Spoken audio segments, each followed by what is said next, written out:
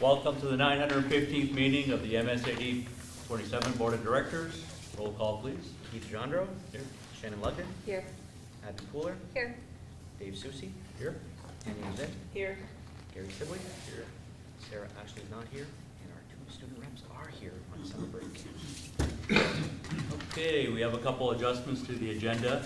Under new business, items for information, replace resignation of district librarian to retirement of district librarian. As well as under new business, items for information, new hires. Add item 5, continuing education program services assistant. Do we have a motion to add the adjustments to the agenda? Very good. Second, okay. Sorry. Shannon. Ms. Shannon made the motion, seconded by Ms. Wazin. Any discussion? All in favor? Very good. Public participation, do we have anybody? Public does?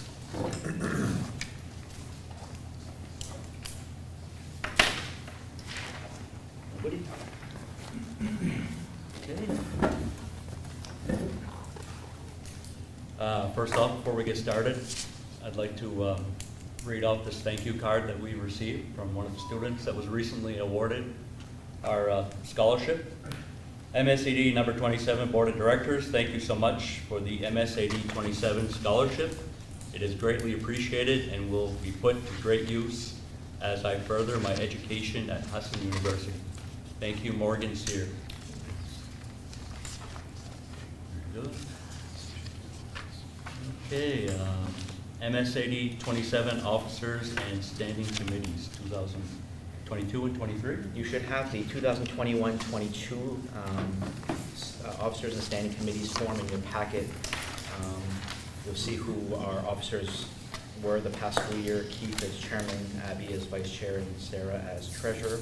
You'll also see the slate of standing committees. We've already replaced a couple of these when new board members were elected. So, for example, policy committee, David came into that one.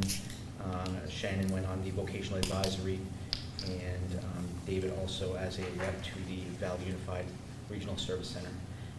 We do have to address those highlighted in yellow tonight, however. But I think we should start with nominations for chairman. Can Keith stay? If you nominate him. I nominate Keith. Do we have a second? Seconded by Ms. Fuller. Any discussion? All in favor? 4 in favor, any opposed? Motion to re-elect myself as chairman passes.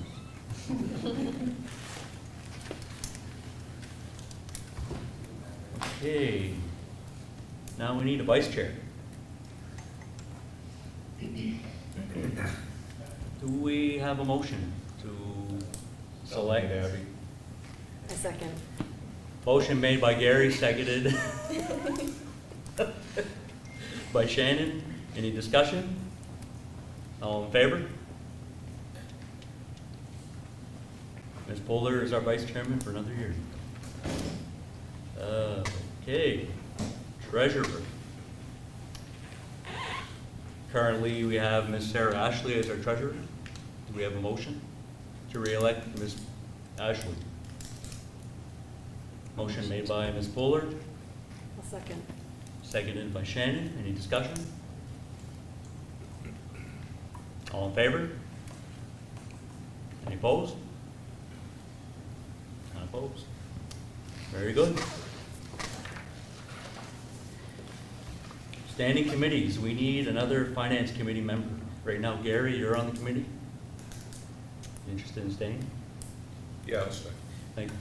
The finance committee does not meet very often. It's only if we need to get some guidance on something that's either not budgeted or something that's, well, primarily things that are not budgeted, but also some big ticket items as well. So maybe a meeting, maybe 2 a year, but no more than that. do that. Very good. Shannon? As far as committee members, I think committee members normally, that's the chairman that appoints. Yeah, if, We normally take a vote. I think the language says you can accept volunteers or you can appoint. Very good. And on the finance committee, Shannon? Yes. Let's see, negotiations committee. That's a good one. Any takers? We do not have any negotiations slated for this year. And next year, do we have one? Administrative assistants will be negotiated. Next year or I this think year? they expire in 20. I'll verify, but yeah, Okay. it was a short one. So there might, yeah, it was a 2-year agreement. Yeah, so we may have one. Good year to be on negotiations. Yes. Singing, but I'm not on any, I'll There take you go. negotiations. All right, 10. Very good.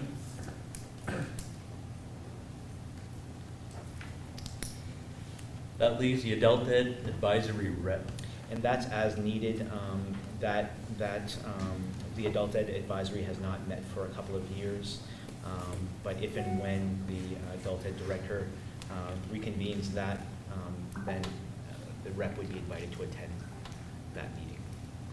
So you're probably looking at one meeting a year max. That would not be considered a meeting with Valley Unified, other Valley Unified members? Nope, that's adult ed, specific to SAD 27, Okay, or the SAD 27 branch of Valley Unified. gotcha. Okay, You can do that too. very good, thank you. Okay, and that's it for our committees.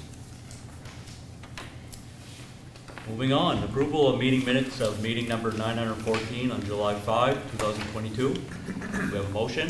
So moved. Motion by Gary, seconded by Shannon. Any discussion? All in favor? Minutes approved. Approval of the June 2022 financial statements. We have a motion. Motion made by Ms. Bowler, seconded by Gary. Any discussion? All in favor of approving the meeting minutes? Minutes approved. Financial statement approved.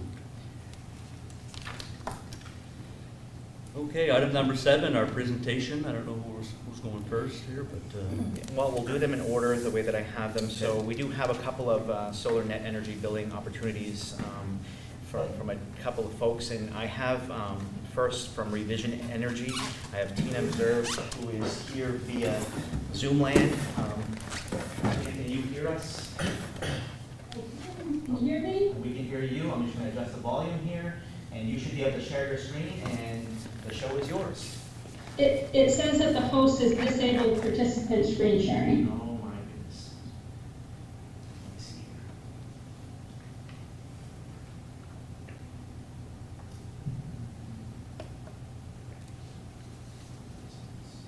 Give it a try now. Okay. Looks like we're in business. All right.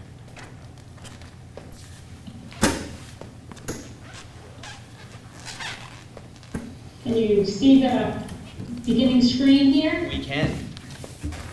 So just want to thank you for having me tonight to talk to you about our solar projects that we have going up in Monticello. And I work for Revision Energy, as Ben said. Revision is a solar company that's been in business since 2003. It started in Liberty, Maine with humble beginnings with 2 guys in a garage, and it has since grown to about 365 employees. We have offices in Liberty, South Portland, and also several offices in New Hampshire and Massachusetts. And one of the things we pride ourselves in is this growth, because about 80% of our business is repeat customers or references from our customers. So we feel like it really shows the commitment that Revision has had to the local community, but also to the customers that we have. And just a little bit more about us, we've installed over 10,000 clean energy systems since 2003. As I said, over 300 employees, with the #1 rated rooftop solar installer in New England. And we're 100% employee owned. And we're also really proud that we're a certified B Corp. For the last 2 years at least, we've been rated as in the top 5% for B Corps in the world, and our rating is because of our commitment to our workforce. So some of you may already know this, but I thought just a brief overview for those of you who are new to the net energy billing program. In 2019, LD 1711 was passed with bipartisan support, and this law enabled municipalities and schools and businesses to use net energy billing credits for on-site and off-site large commercial projects. The law has since been changed, and they've essentially ended the net energy billing program going forward, but we still have projects that are essentially grandfathered or safe harbored in that we're still selling. We have a large project that's going up in Monticello. It's an advanced project with all of the permitting and work with utility complete, and we are currently working to fill that project for once we get the project load filled, we will start the building construction. Has the investor all lined up and a pretty, like I said, an advanced stage. And for those of you who don't know how the program works, it works very similar to using a gift card. So the school or organization will purchase net energy billing credits at a reduced price and see a savings on their electric bill. So if you kind of imagine that you are walking into Hannaford and somebody has a gift card for $100 and they say, I'll sell you this $100 gift card for $85. And then you can take that $85 cost and go in and spend $100 on any of the items that you may want to purchase at Hannaford. You would go through the checkout, just like you always do. They would ring up your bill, and you would see everything that you purchased. And at the end of that transaction, you would see this credit for $100, and then you would only owe what is left. And this program works the same way. So you would purchase your net energy billing credits at a reduced price. You still get your CMP bill. It has all of your expenses on it. And at the end of the bill, it will show how many net energy billing credits that you have to offset the cost of your CMP bill. And these credits can cover any part of your bill, whether it be the transmission fees, the demand fees, or the actual electricity that you need. Does anybody have any questions? I know I'm moving pretty quickly. Don't see any hands. Okay, and again, pretty simple process. The solar panels are off-site. They generate net energy billing credits. They go into a meter, goes to the grid, and then you purchase some of those credits that come from that solar array. So Ben shared your electricity costs, and annually you spend about $103,000 on electricity. At revision, we recommend you offset about 85% of your load, but each organization decides how much they want to offset. This gives you a little buffer should you need less electricity than anticipated in any given year. And if you went with 85%, which is what most companies go with, you would be offsetting about $87,000 worth of your electricity costs with net energy billing credits. And in the new law, they've set the value of the net energy billing credit at the 2020 rates, which is about 13 cents. You can see that here. And at that rate, you would need 671,000 net energy billing credits to offset that $87,000 worth of electricity. And we can offer you a 16% discount on those credits. And so for a 13-cent net energy billing credit, you would pay 10.96 cents for that credit, for a savings of just about a little over 2 cents per credit. And if you look at the bottom part, the estimated savings, that saves you about $14,000 a year on your energy costs. And over the life of the contract, these contracts are for 20 years, you would save $331,643 estimated savings over time. And I'd like to talk a little bit about this section under utility and cost assumptions. Again, the way the new law is set up, there is the rate is set from the 2020 cost with a 2.5% escalator each year.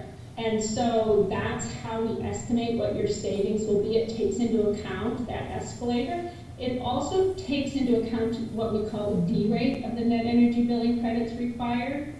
So over the life of solar panels, they have a 25-year warranty, but their life expectancy is about 40 years. And so as panels age, they also lose some productivity. And so there's a 0.5% D rate included in here. So the estimate that you're given is a conservative estimate, and we have been doing this for a long time. So we feel really confident that you will save at least the amount that we have projected here, but a lot of our contracts are seeing savings greater than that. Anybody have any questions on the financial part?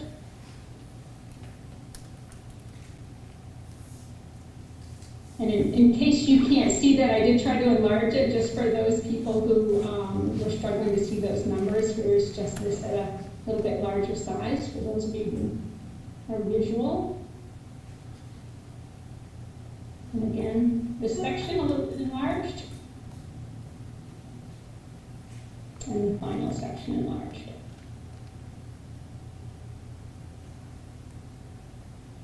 The other thing that I wanted to talk about just before wrapping up is that, Revision Energy has been in business since 2003, so we do all kinds of projects, not just off-site and net energy billing projects.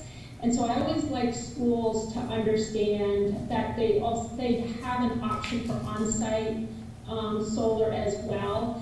And Revision has what we call a power purchase agreement program, where we offer PPAs to nonprofits for covering the initial costs of solar. So you can get solar at no upfront cost to the district.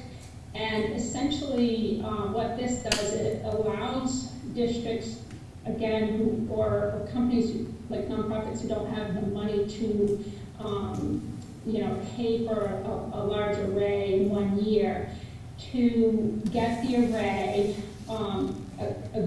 We get an impact investor who is an investor who will pay for the upfront cost, own the array for the first 5 years where they can benefit from the tax incentive and the depreciation. And then it's in the contract and agreement that the school district or nonprofit has the option to purchase the array at the fair market value anytime after the 5th year. And so there's a significant savings, typically about 40% cheaper if it's purchased after the, like in the 6th year. And if the district can't afford it in the 6th year, but they want to buy it in the 10th year or the 15th year, the cost declines each year because of the age of the array, and is a good way for a school district to get the full value of solar once they purchase it.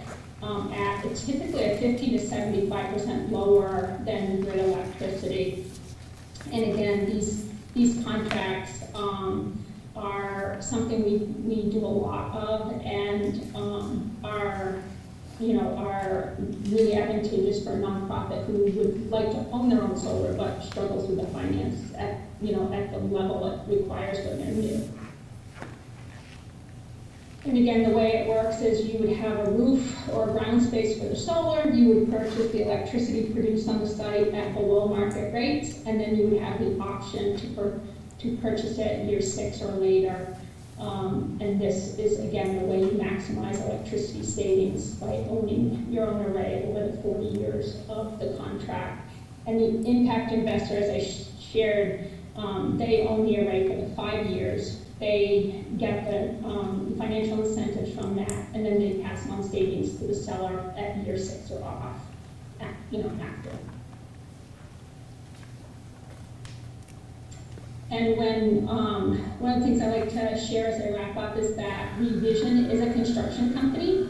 So we build and we maintain the array for the life of the array. We're built into the contract for that. We are not the owners of the array because we're a B Corp. We don't pay taxes in the same way because we're employee owned. Sorry about that.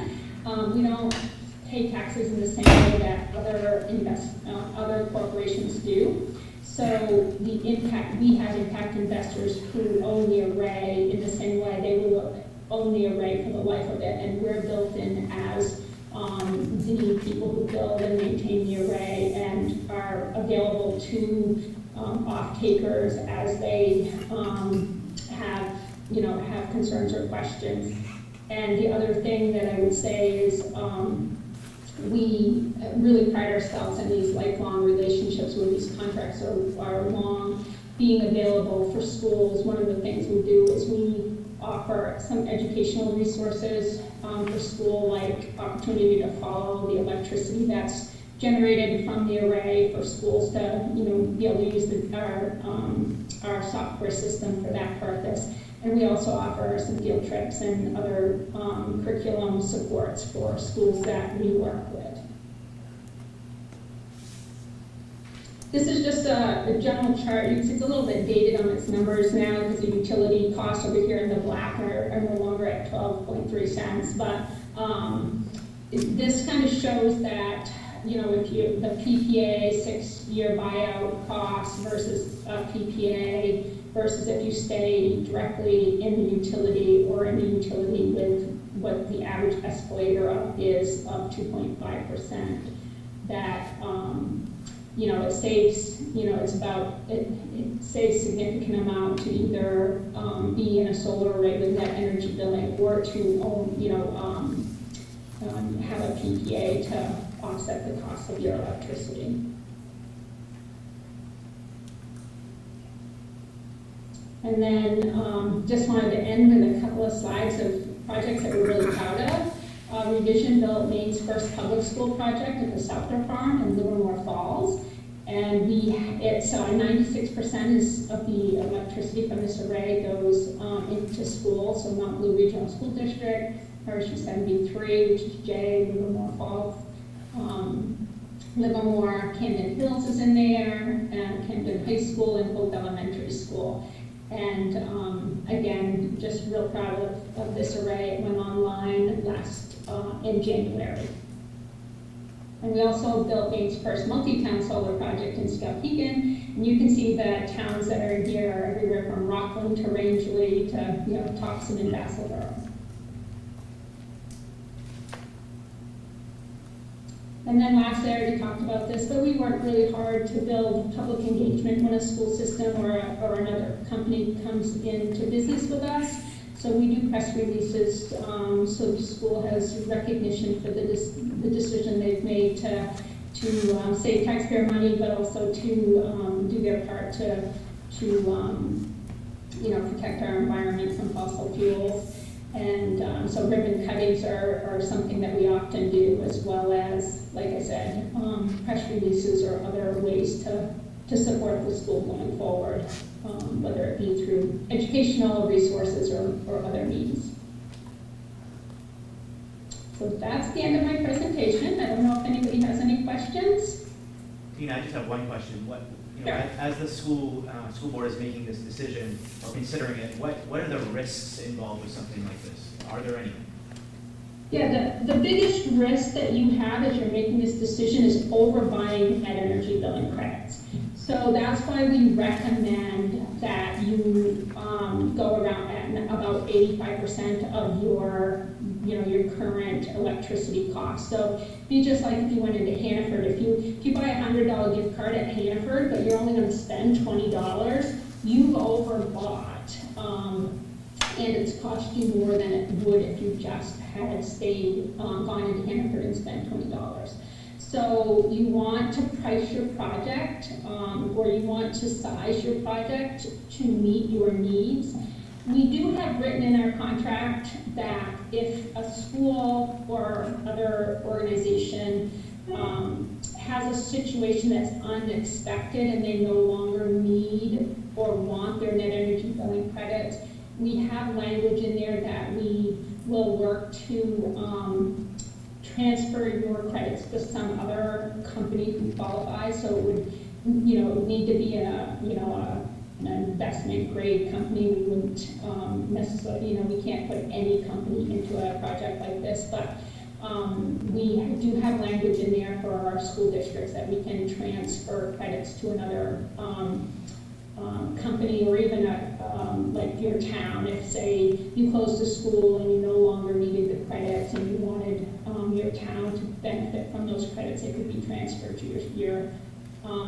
your school. But you are obligated to pay for them if you're signing a contract to purchase those credits. So you are obligated until we can find another off-taker to take those credits. So that's the big thing that you want to think about as you're making a decision, is what do we think we're going to need in the future. Most of you probably know that, over time we don't use less electricity, we tend to use more. So as technology increases, usually our energy needs increase, and the states passed a law that schools need to transition to electric school buses. So, the chance that you're going to need less electricity in the future is minimal, but that is still your one risk. Any other questions?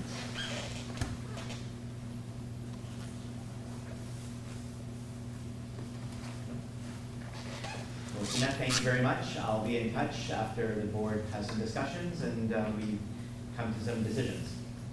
That sounds great. Thank you all. Have a good evening. All right. You too. Thank you.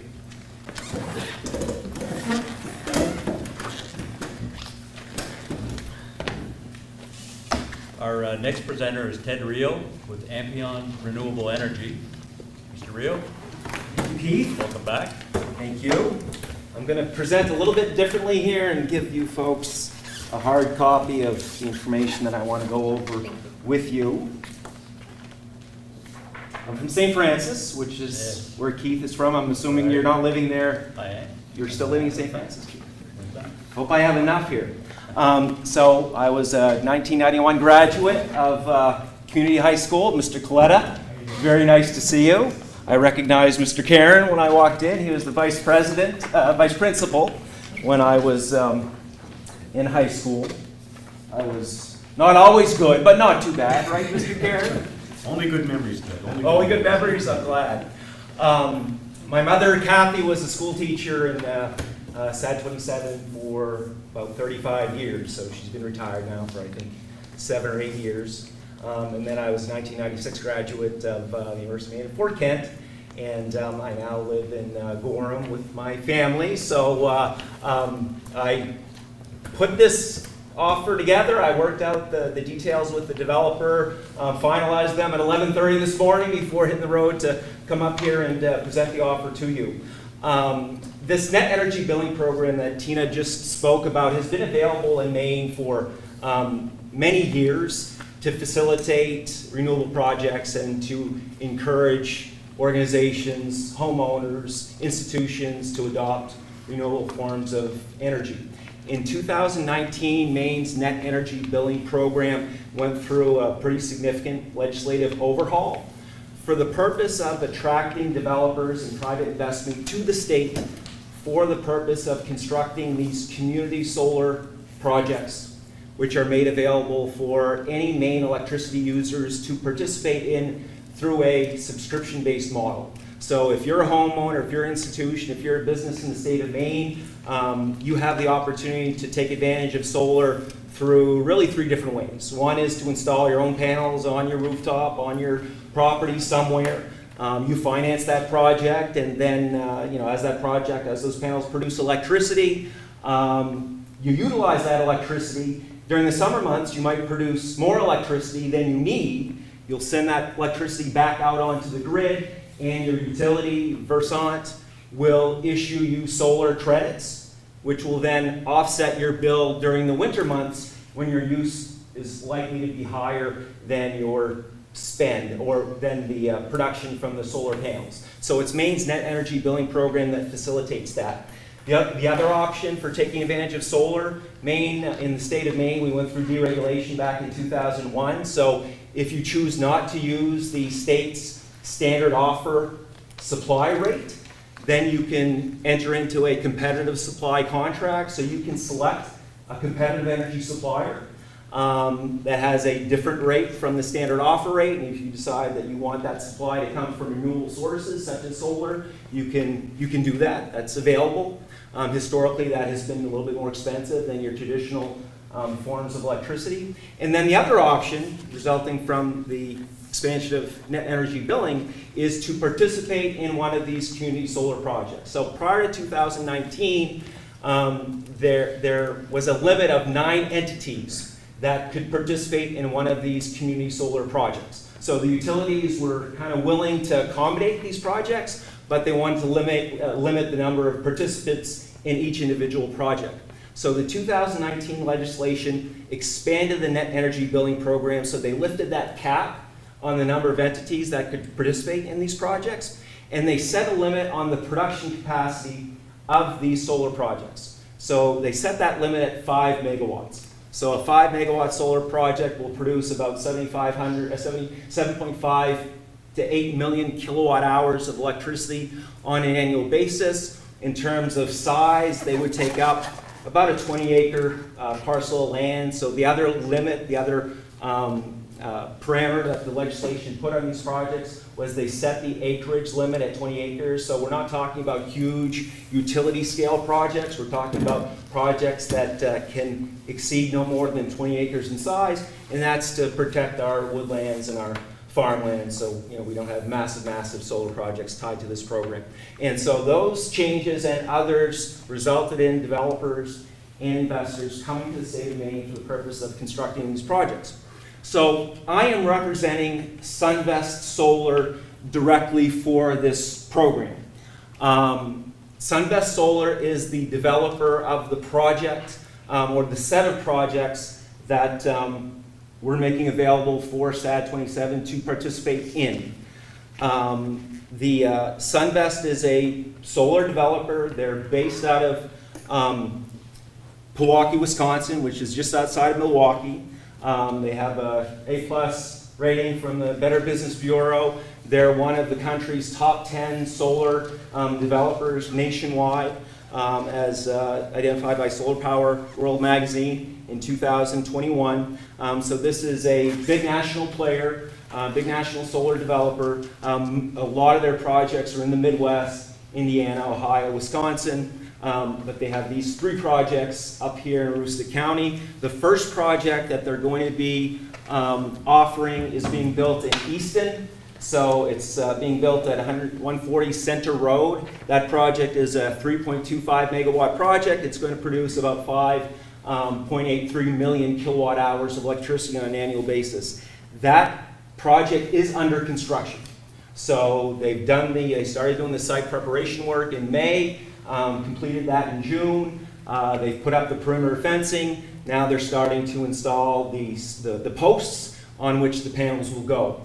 So the schedule, they expect the construction to be complete in November of this year. So a big question about this program and subscribing to a community solar project is, when is this project going to be built? So it's one thing to subscribe to a project. Some of these projects will not get built for a variety of reasons. Financing might fall through, or they might not find enough subscribers to participate in the project, and the project might get scrapped.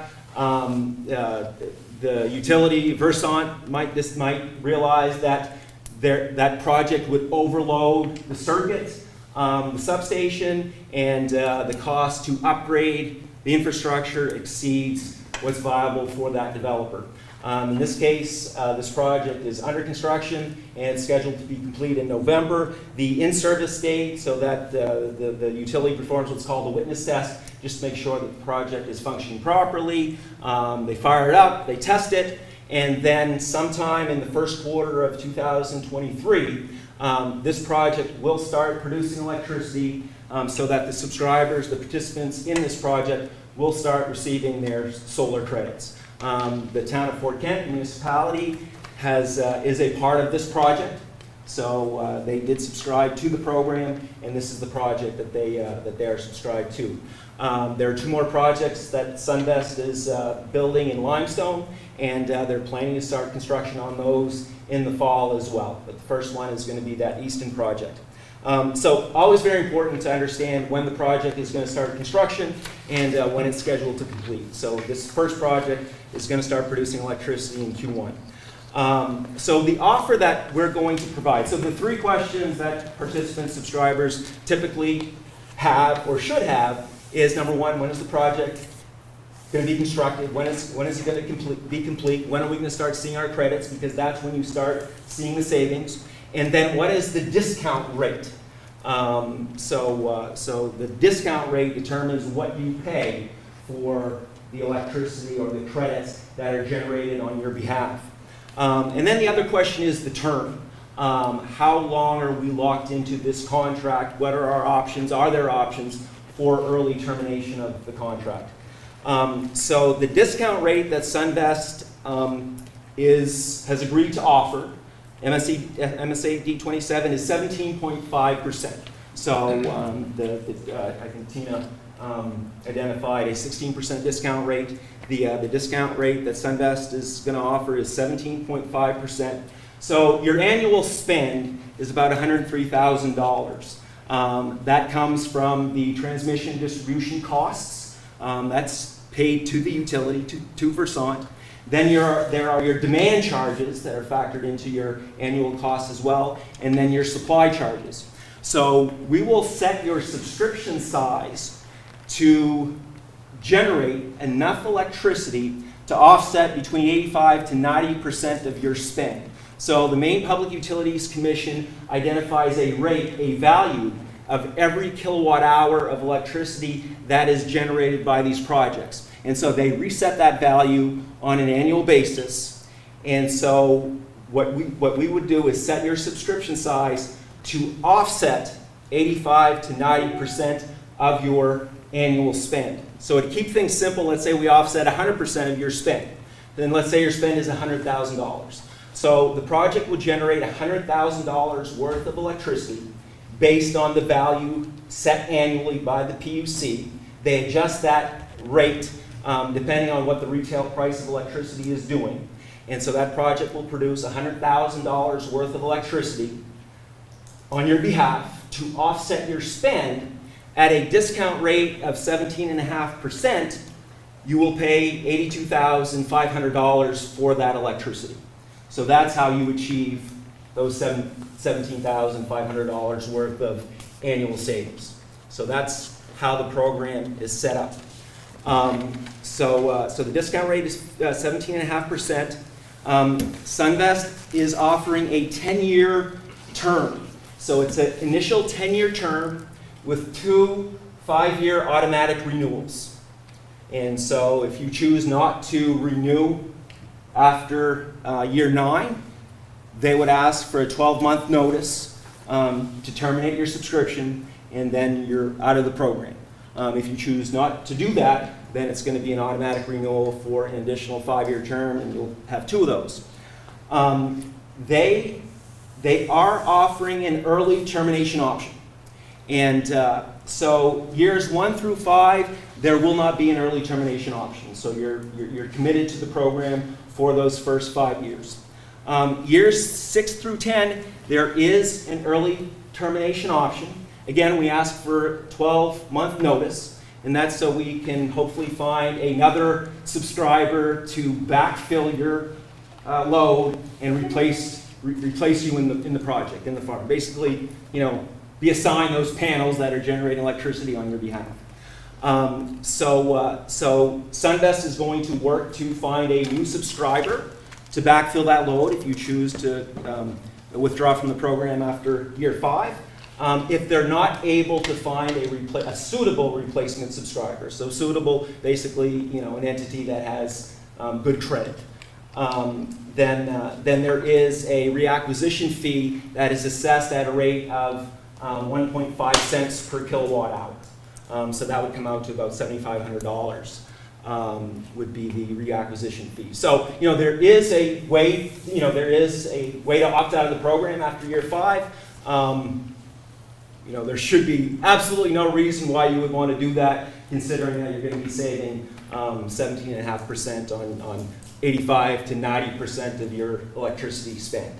Let me just pause there for a second and see if there are any questions. So we wouldn't be the only people with you, correct? That's right. Yep. So it wouldn't just be SAD 27? Yep, so we'll find enough subscribers to claim to basically, we'll generate 5,830,000 kilowatt hours of electricity. You guys use about, your subscription is going to be in the 600,000 kilowatt hour range. And so there will be other subscribers who will be part of that project. So we wouldn't have to buy any equipment or anything? No, there is no cost to participate in this program. It's free to join. This is how the program was set up by the state legislature. So, you generate savings by raising your hand and saying, you know what, I want to participate in this project. So, any other questions? Is it clear? Did I explain it relatively well? Yes. You mentioned the town of Fort Kent Yep. signed on to this program. They did. You're Yep. probably not allowed to mention the term in the agreement, I'm guessing? Or I wasn't involved with that project. Okay. Yeah. So Sunvest, the developer, they use multiple methods to find subscribers to these projects, and so there was a company called, I think, Solar on Earth that was up in this market maybe last fall that was finding subscribers for them, and they're the ones who did that deal with the town. And so this is a little bit different. All right.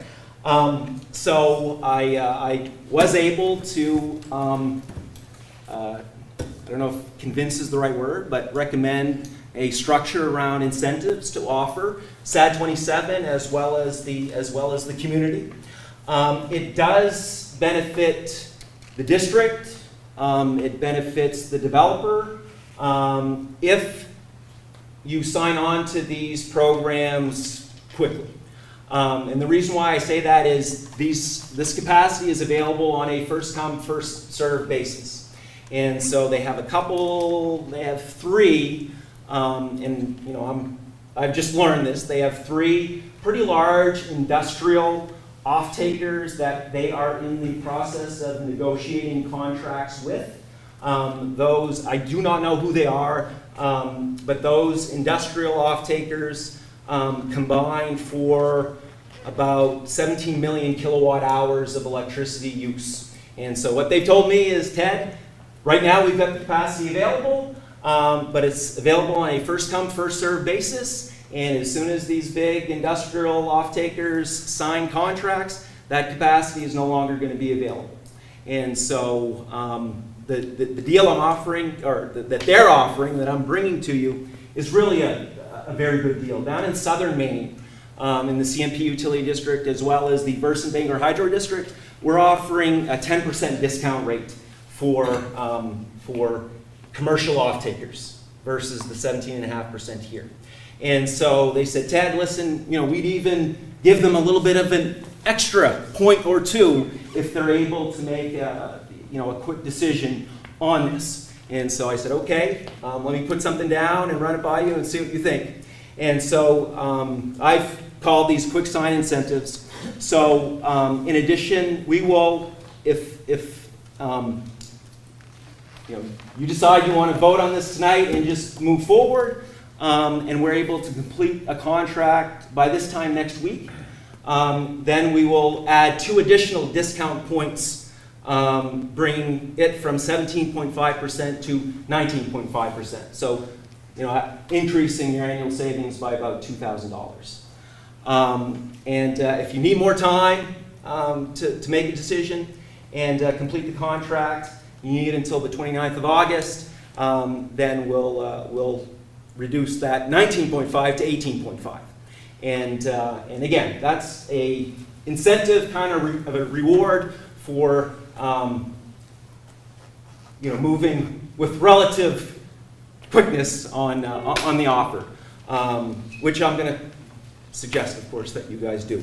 The other thing that they agreed to do is offer what I'm calling a community partnership incentive, or a couple community partnership incentives. So what we will do, if SAD 27 agrees to this offer and signs a contract with SunVest, we are going to extend these same terms to other business, nonprofit, public, municipal entities within the SAD 27 coverage area. So basically it would be like a piggyback contract off of the SAD 27 contract with SunVest. And so that's incentive number one, and the benefit there is to benefit the community, the greater community. It can be a business, public entity, or a private entity. The other thing that we want to do is contribute to fundraising efforts that the school is involved with, as well as the community is involved with. And so they have agreed to offer 1 cent per kilowatt hour of subscribed load. So if you subscribe 550 or 600,000 or 500,000 kilowatt hours of load to this project at 1 cent per kilowatt hour, SunVest would make a donation. Let's say your load is 500,000 kilowatt hours. They would make a $5,000 donation to a fundraising effort of choice. And so ones that we're commonly involved with include school athletic boosters programs. Another option might be parent-teacher organization. These are just suggestions. You folks can determine what you would want the fundraising effort to go towards. Project graduation maybe, and then at a community level, I thought I'm going to talk to Susie Parody about this, but maybe the Snow Riders Snowmobile Club or the Edgar J. Parody Cancer Fund. But this is a community partnership and a benefit that we want to extend to the community. And our hope is that this resonates throughout the community among businesses who have not yet decided to participate in the program, and we can raise some money towards a worthy cause associated with the school, associated with your students, as well as the community. So, Ben, I think I went over 15 minutes. So that's the offer that SunVest is making to you, and I'm delivering, and I kind of helped shape the offer. I wanted to jump on the opportunity to come up here and provide something good to my former school and my community. Talking to Mr. Karen, and someday my hope is to get back up here. Before I retire. So this is a beautiful place, a place I'm very happy to, call my home and say that I come from. So, any questions? Are there any Yes. cost protections for the subscriber? Like say you get your production capacity subscribers, you fill it right up, and then all of a sudden SunVest says, we're going to triple the cost of electricity. So So the. then we're not saving, we're paying a much inflated rate. Yep, so the PUC sets the value of each kilowatt hour of electricity that's produced. And so the developer has no influence over that. The main public utility sets that value. The discount rate of 17.5% or 19.5% if you're able to do it real quickly, 18.5% if it, quickly but not real quickly, that's guaranteed in the contract. So you are not at risk of having to pay any more for that electricity, and you're not at risk of having the discount rate that you're offered and which is built into the contract changing. Yeah, you're welcome. Yes. So you can beat the rate three ways. You can buy a discounted credit from you folks or some other organization and get a discount. You can generate your own, right? And then that, whatever price is going to cost you actually. Is there another way to do that? To beat the rate? To beat the, PUC's assigned rate, yeah. other than generating it yourself or buying a discounted credit? If you can shop the retail energy market and find a third-party energy supplier, occasionally, if you have a big enough load, so if you use enough electricity, you might be able to go out there and find a supply rate that provides you with savings off of the utility standard offer rate. So that would be the third way of potentially reducing your electricity costs. Anybody that you know of in the municipal level, schools or towns doing that now? There are certainly municipalities and school districts that have competitive supply rates. So there's a group called Maine Power Options. They're a division of Maine Municipal Bond Bank. And so they have an aggregation of nonprofits and municipalities, school systems, they have a contract with Constellation New Energy for a third-party supply rate. But even if you did have a third-party supply rate or a third-party supply contract, you can still participate in this community solar program. So they're independent programs, and you can participate in both programs, third-party supply rate as well as the community solar program. So right now, you guys are on the standard offer rate. SAT 27 is on the standard offer rate. If you decide, a couple of years, someone comes to you and offers a, really attractive third-party supply rate, you just want to make sure that Sunvest knows that, because that will impact their calculations a little bit in terms of how they issue credits. Ben's question, downside risk. Tina said you could buy 2 months. Yep. Other downside risks that you perceive? The only other risk is subscribing to a project that ends up not getting built for a number of reasons. And again, the financing could fall through.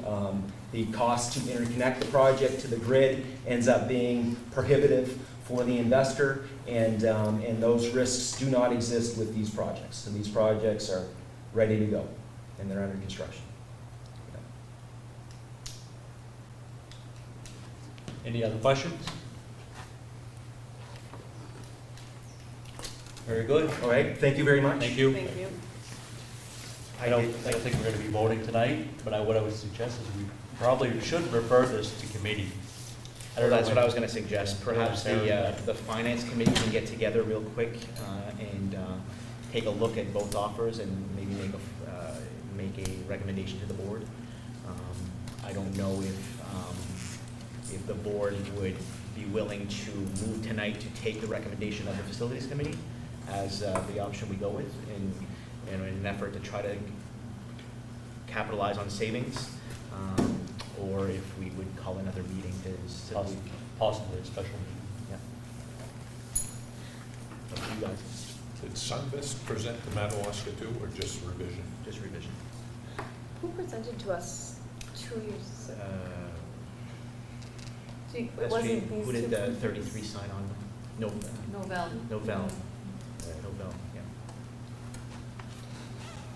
So the most attractive option for me would be to do our own. In other words, to actually put up solar panels, only because we have such capable staff. I guess some really outstanding people probably retiring, but I'm curious to know what Rudy or Peter would think about dealing with the technology of actually doing your own. Do you have any thoughts, Peter? I guess my question would be just where would it be on property? Because we have literally no property. We have a hard time to have our soccer fields expanded to where they need to be. And we utilized our college soccer field, you know, and so on and so forth for our baseball field. We haven't got a great track. We, you know, these are the type of things that if we put this on our property, we really don't have a lot of property for spare. I think the rooftop, but Well, I think you both bring up a very great point, and that's something we can take to the facilities committee. Peter and whoever else we bring to the facilities committee can look over anything you guys suggest to Ben between now and our facilities committee meeting, which we'll have to get in touch with Sarah to see when she's available. So I think we have options, many options, good options, but we definitely need to look at our energy usage to see where we're going, what direction we've been going in over the years. We've done a few upgrades, but even with the upgrades, I'm sure probably our consumption's been increasing within the two buildings. it's continued to increase even with the continued LED lighting that we've done throughout all our buildings and the program that we had. Sure. In order to be able to cut the energy costs. I guess the best thing about it is that it hasn't escalated to a point where it's beyond, so it's held itself. Are you referring to the amount of kilowatts Yes. we're using, or are you factoring in the cost? Because the cost The cost as set is- by the PUC The cost is, is saying a little bit, you know, it's a little bit higher than what it's been, but we're using a considerable amount less wattage. Okay. Because we've cut our electric bill just in lighting by the 1/3 that we were supposed to. Once the project is complete, we still have a few lights to work on. Some of these will be changed, some of our larger rooms have not been changed yet, the gymnasiums in both buildings and the cafeteria, and also our outside lighting, that project has not been complete. All of the classroom lights, which are on for about 6 to 8 hours a day, all of those bulbs, to the count of over 5,000 lights have been changed. Ted, do you have any idea what size array it would take to provide us with the energy we need? So that, you know, that's not our business. We're not a rooftop installer. To generate 500,000 to 600,000 kilowatt hours of electricity on an annual basis, you know, a solar array would, you know, cost you in the hundreds of thousands of dollars, you know, probably in the $700,000 to $800,000 range. For a project like that, I would guess that's not, you know, that's super rough. You want to get a solar installer to quote you a price like that. But that's, you know, probably not too far off what you'd be looking at if you were to construct your own project. So the paybacks on those projects range anywhere from, you know, 8 years to 15 years. You know, they've come down as the price of solar panels have come down. But, you know, the payback period would be, you know, probably at least 7 or 8 years.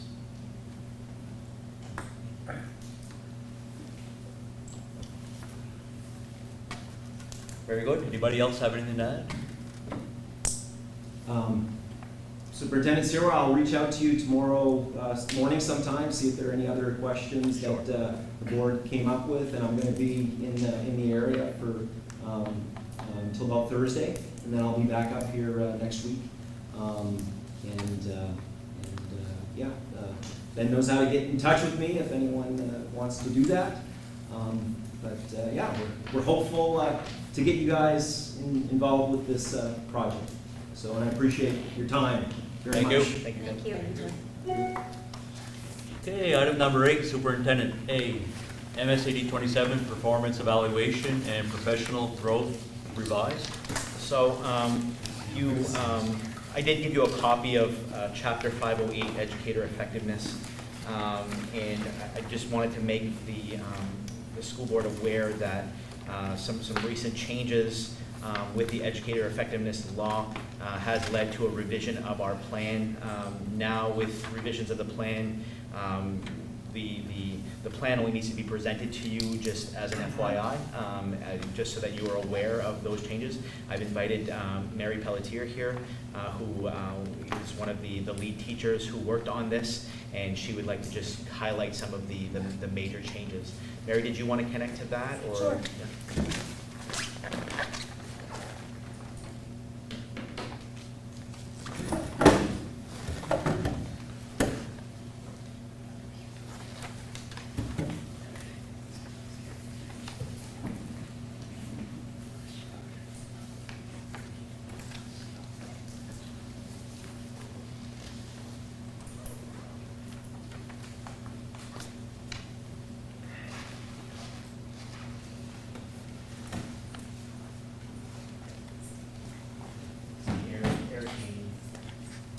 CHS.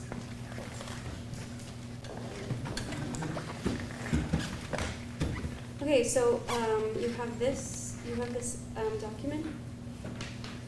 And what I did is I went through just to highlight some of the major points. On the first page, I put "we can hurry" because we took out the slows. The slows were the student learning outcomes. And what those were, most teachers do them normally. Those were, we had to do a pre-assessment. We went through a unit and then we assessed the students at the end. And we compared how the students did at the beginning and how the students did at the end, which we normally do anyway. We assess how students do at the beginning and at the end of our units. And we had to do that formally and do written conclusions based on how the students did, why they didn't meet, what we could have done differently, all of those things. And as educators, we do that in our classrooms for every unit that we do. This just put a formal face on it, and the state said, well, you don't have to do that anymore formally.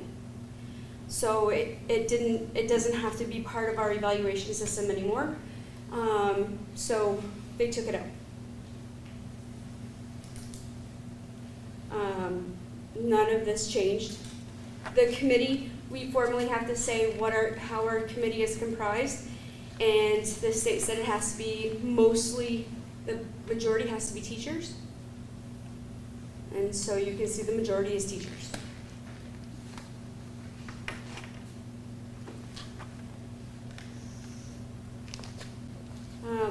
On the next page, on page 3, this is the part that changed the most because of taking out SLOs.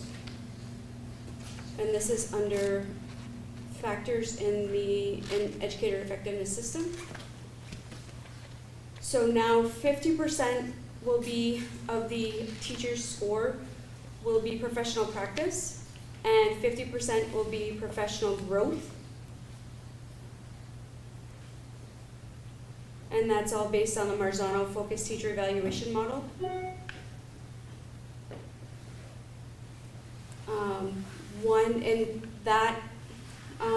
That score comes from,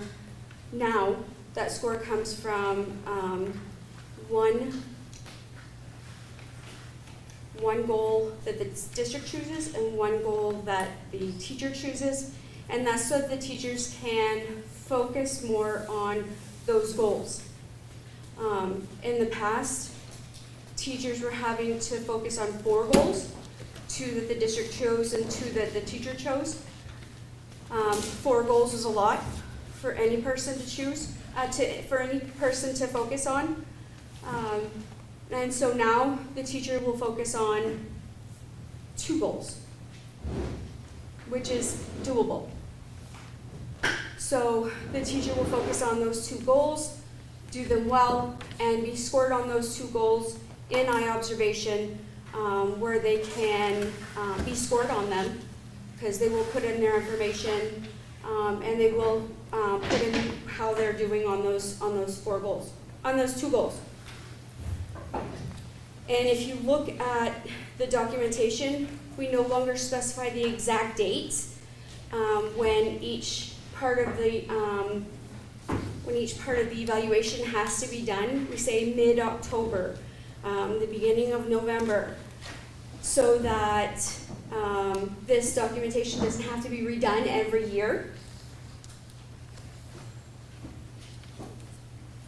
And that way, it's easier for the administrators, easier for us, easier for the committee members, so we don't have to do this every year. On the next page, it says peer observations are encouraged, but it is not mandatory. We encourage teachers to get into each other's classrooms, but especially with COVID and with everything else, it's really difficult to get in each other's classrooms. And with scheduling subs and everything else, that's really difficult. So it's not mandatory anymore, it is encouraged. There is one more part on page, I know I'm scrolling fast, I'm sorry. On page 8, at the bottom of page 8, we did change the scoring, the name of the scoring, so that it is similar, it is the same words as used in Marzano's focused teacher model. So that if you are beginning, you get a 1, beginning, 2, developing, 3, applying, or 4, innovating. So those are the 4 rankings that a teacher can get. And then on the chart, on the rubric, the rest of it we left pretty much the same. But then we did change the growth plan rubric. On innovating, to be able to get a 4 on innovating on the growth plan, they do have to assist another staff member in meeting the goals of the growth plan.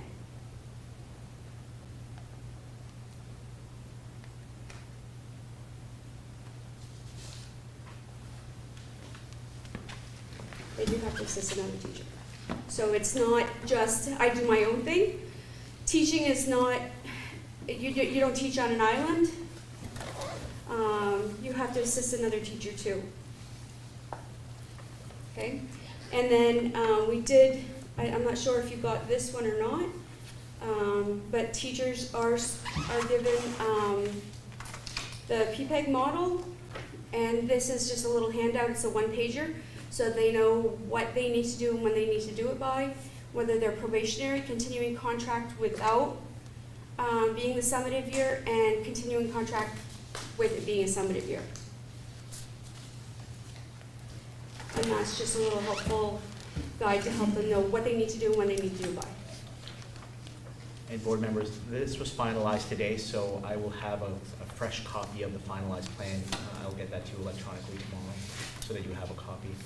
One thing that I just wanted to highlight on something Mary spoke about was the rating, 50% professional growth, 50% professional practice. The goal that the district chooses is based on a needs assessment that we put out and factoring what is generally what most of our teachers need, and we set that annual goal based on that, just on our observations as administrators and in working with the teachers in the previous year cycle.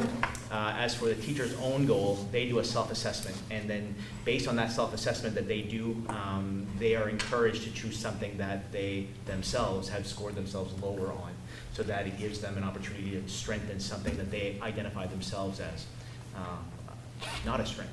So that's basically how we come up with those goals for the annual evaluation. Mary, thank you very much. You're welcome. Any questions? Mary, thank you for coming tonight. Thank you very welcome. What is the advantage of removing from the assessments the SLO, the student learning objectives? You're talking to the SLO coordinator, so I actually enjoyed SLOs.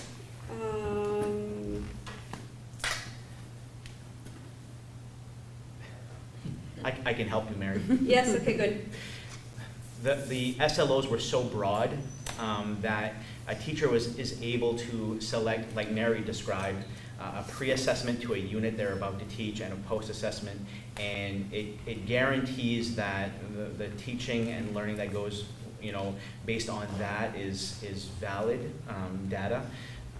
However, it was so broad in scope that many teachers chose a formative assessment, which is like the annual NWEA test, which may not be based on your own teaching, because it might be questions based on previous year's teaching and future years testing that the student, because it's a growth test model.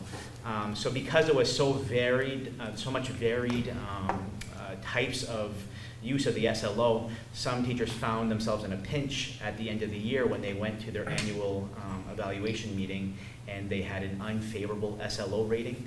That really wasn't their fault, because they chose a yucky test to base that The state on. actually told them to use standardized testing, which was really a disadvantage to them. You didn't want to use standardized testing. You wanted to use a test that you created. The most valid test is a teacher-made test. So if you chose tests that you made, you actually it was more favorable to you. That was better for you. So if you chose two assessments that you created, it was great for you. You did very well. So that was amazing, because you saw growth of your students. It was phenomenal. You saw how your students grew over the course of the year. So unfortunately, I think those first few years of trial and error with the SLOs put a really bad taste in many teachers' mouths. So early on, and this was not SAD 27, this was statewide, there was a lot of movement to remove the SLOs. Yeah. So when they did revise this, that was the highlight. You can remove the SLOs. and And I everybody think went, yay! Kurt Jack, I think, said, the man that we hired to help us with this, I think he said 95% of the schools across the state have dropped it. Yeah. Because of that. So we're still doing the SLO thing, though, right? We do. Most teachers do independently, through just naturally, because that's how we teach. But is it required? In other words, you're not in the evaluation process, but No. in any process? No. Well, a rating scale, no, but pre-assessment, post-assessment, formative assessment, summative assessment is a requirement that we have, varied assessment types that most teachers take advantage of. We just don't have a rating scale for it called SLO. You don't have to have the chart that scales them and says, did you meet these requirements? Although I'm sure Mary does, and she still uses it. Okay, I'm not sure I really understand all of that. But my concern is basically that the students do well. Yes. And when in the objective testing process, they don't do well. And in fact, there's many times they don't do well, right? In fact, the school doesn't always do very well. Well, then you have to reflect back on, well, where do we make the improvement? And you would think, well, in teacher evaluations, if you had a tool like that, that would be useful to use. What's your reaction to that? Standardized testing is not valid. Okay. Because they're put in a situation where they're stressed. It's a high pressure, high tension situation, and it's not a teacher-made test. okay, it's made by administrators in Augusta, national folks, right? It's made by somebody somewhere, and I don't know, if you read a lot about standardized testing, Yeah. I'm not educated in standardized testing. Don't think. But it's just curious to me about how we're going to improve our overall performance if we don't I know, have we have to objective improve our criteria. performance, we do, and we're working on that, we are. Thank you. So I guess the only thing I have is the revisions were considered due to, it wasn't a change in the statute. There were some changes in the Yes. statute that allowed for some of these changes to come forth. Okay. Like the SLOs to come out, and the wording was changed, so certain things had to be in it, certain things didn't have to be in it. So Jack took us through it, and we went through each line, and he took us through each line, and there was a small committee of us, I think one from each district. And the small committee, he took us through each line, and we went through each part of what the law said we had to have, and we kept those parts. And then we went through our handbook, and we kept those parts in it, and we took out everything else. One of the biggest changes too was the law stated that this plan had to be driven by teachers, and it had to be made up of a majority of teachers on the committee. That was not part of the old law. So you could have more administrators kind of guiding. Now it had to be a majority of teachers guiding the formation of their plan. Is this the first time we made revisions to our plan? Yep. Well, we've had some small tweaks, but no major changes. I noticed during your presentation, it showed the committee makeup, and I think one of them was a school board member. I think we Used to have one. Okay. The law now does not require. I think specific change in law said, previously, I think you had to have the SLO in your, and the legislature backed that out and said, you can have it if you want to, but you don't have to. Right? And you can't, I think you can't require it. Right, correct. Sure. Can I address an issue that Sure. was said? So, I think everyone recognizes that student performance is something that we need to address. And in the past, the nucleus of that has been focused on fixing teachers and not really looking at teacher data. And I think it's really important that we focus on student data and looking at areas that students are struggling in and that need improvement in, and targeting the instruction and varied instructional strategies to make a difference in student performance. And so the focus needs to be on data and taking that data and doing real-time interventions so we don't wait for a test in the fall and a test in the spring. That really doesn't give us a lot of information. I will tell you that one thing that we're doing to combat that is we have a group called the Math Pact.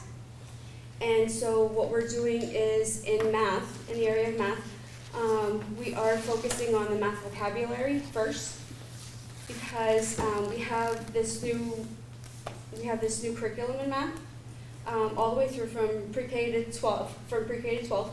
So what we're doing is we're focusing on the math vocabulary first. And so the Math Pact team is working on getting all teachers to put down their vocabulary that's most essential, and then having all teachers agree to that vocabulary and then use that vocabulary and then send home that vocabulary so that and use it like throughout the school, throughout the district, throughout the homes, so that all people who deal with those children know that vocabulary. So that all the memes and Pepes, all the aunts and uncles, all the bus drivers, all of the principals, everybody knows that vocabulary. Interesting approach. Makes sense. Anybody else have any questions for Ms. Pelletier? Thank you, Mayor. Mr. Robby, did you have something to add earlier? Yeah, just to answer a little bit more about Mr. Susie's question. We have Nadeau at the elementary school. She's our student center coach. And very similar to what the SLOs do, she goes in, she meets with the teacher, they create a pre-test, they work with the students, they meet about what's working, what's not working. At the end of the unit, they have a post-test, so they really see what the student growth is and what did work and what didn't work. And that was what was missing with the SLOs. It was just a snapshot of how the teacher did, not what worked, what didn't work. So teachers weren't really willing to take the risks that come with teaching. They played it safe. And when we look at 21st century learning, that may not always be the answer. So we had that in the elementary school. You said a snapshot of what the teacher did, but I think what you meant is what the student did. Well, that's what I'm saying. The SLO gave that snapshot versus what the student center coach does is they really work together to see exactly what worked with the instruction. There also wasn't real equity between different types of teachers. Like you had math and English teachers, there was all these standardized tests that could be used. But for social studies and science, they just weren't there. And let's take like a special education teacher might only have 4 kids, and if if 2 of them didn't meet their you know, meet the standard, they'd score really low on it. So there really wasn't equity in it as far as all the different staff members. So I think that's why teacher buy-in around the state kind of went down. I just hope that we can discuss this some more. I think this is very interesting, and I think it's useful to also to focus on the fact that maybe, you know, it's not just about teachers, it's about a lot of other factors. We talk about all of those factors. Bottom line is we have to do something. We can't not talk, in my opinion. Yep, definitely. Thank you, Barry. Very good, thank you. Item B, Valley Unified Administrator Retreat. This is just an 2022. FYI for you. I gave you an agenda of our August 3 Valley Unified Administrator Team Retreat. This is our 3rd year doing this Valley Unified, and it's our 7th year doing this SAD 27 now into Valley Unified, where we meet in the summer and have a major planning session. Of course, we start off with an icebreaker and have some good times and some good laughs, but we get down to business. So I just wanted to provide you what the day was about, what we covered. If you take a look at this at your leisure time and have questions about this agenda item, and just shoot me an email, and I'll definitely be able to share with you what went on and what we discussed. But really worthwhile, really beneficial. I lost my voice after the day just because of all the talking I did, but really, really great conversations from the beginning of the day right to the end. And I know the administrators who have touched base with me afterwards, who thanked me for putting this together. I think it really sets us off well to start the school year. So just wanted to provide that for you. Thank you. Item C, Valley Unified Pre-Employment Day 2022. This is another FYI. We have our pre-employment day. This is our a work day before school starts for new teachers and new administrators. We've been doing this now for several years in SAD 27, and Valley Unified started doing it together 3 years ago. You'll see that it's a full comprehensive day of everything that's going on in Valley Unified, and then getting the teachers, the new teachers, prepared on some of the tools that they'll be using and some of the different people they'll be working with. We even have the union that comes in and does a little mini session with them on the union and the student support team and everything to address what might be overwhelming for a brand new teacher. Also part of this is we put together a new teacher support network. This year our teacher support network is going to focus on the first quarter of the year, actually between August and December, where we're going to ask the new teachers to meet monthly, where we can pick their brains about what's working for them, what's not, in an effort to really set a foundation so that we can retain some of these new teachers. So I wanted to share that with you as well. These are two things that the administrator retreat and the pre-employment day, when we get new folks in, they really highlight that these things really work for them as new employees. So we're going to continue to do it as long as we keep hearing positive feedback. Thank you. Yep. Item D, administrator reports. You guys should have already received your reports in the email that was sent out last week from Jackie. Does anybody have anything for our administrators to ask regarding those reports?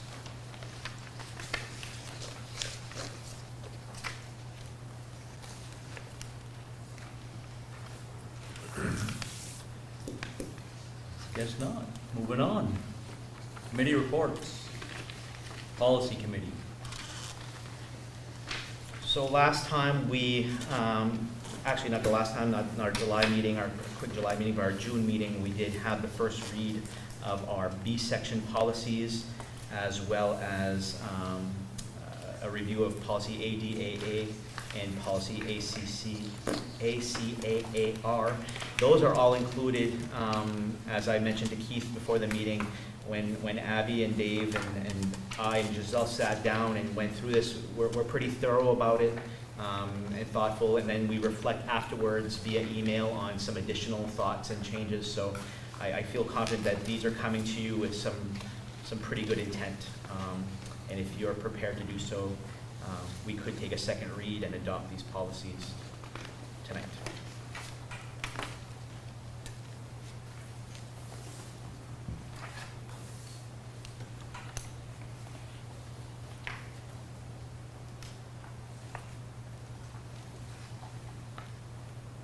As far as overhauling policies, Ben, there was really nothing really substantial, something that was really standing out as far as procedurally or? I think one of the biggest things that I'm noticing is that we have quite a few policies that don't belong, and so these are the ones that you see crossed out. There's some that can be combined, and now they're recommended to be combined, and we've done that. So I think we're going to see a lot of that. I do think that some of the older ones, dating is back as far as 2000. Obviously, it's time that we review them. I'm glad that we're doing this process. It is opening my eyes to a couple of these policies, but I don't see anything egregious that we're not following. It's mostly in line with what the Maine School Board Administration has. Yes, yeah. A lot of these are coming as recommendations from the boilerplates. Some of them, though, we've put our own spin to them based on our collective thoughts. I think the biggest changes were to ADAA, that's the last one. We just kind of changed some of the level 1, level 2, level 3 behaviors that specifically I think we moved like physical acts of violence to a level 3 behavior where it was actually level 2. When we reworded, we had some vague language that's been cleared up a little bit. Yeah. I think those were concerns that were brought up I believe, previously. yeah. Referred to committee. I'd make a motion to approve the second read and adopt the included B section policies, policy ADAA and policy ACAA-R. Motion made by Gary. Do we have a second? Shannon? Any discussion? Seeing none, all in favor? Motion approved. Motion. I'll reach out to Dave and Abby for another policy party.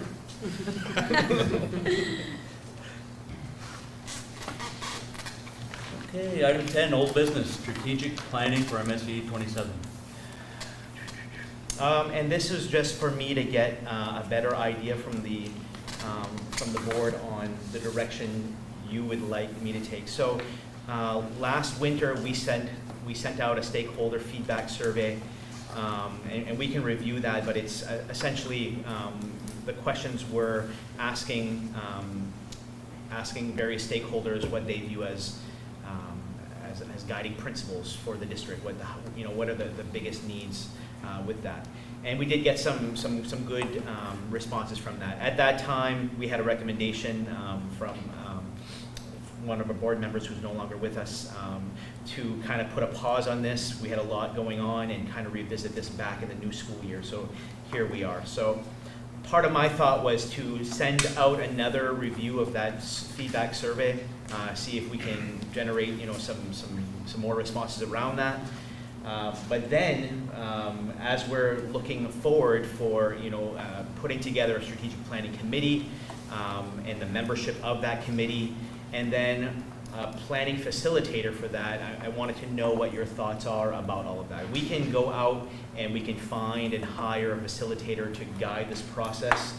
There are school districts in Maine who do that, and there are firms, mostly in southern Maine, that will issue you a facilitator to come here and impartially guide your process. Or we can do it ourselves locally. I can try my best to facilitate that process. I would lean on some of my administrators to help me do that as well. For your resource, I do have a couple of things that I think would be helpful. One of them is just an overview of the strategic planning process.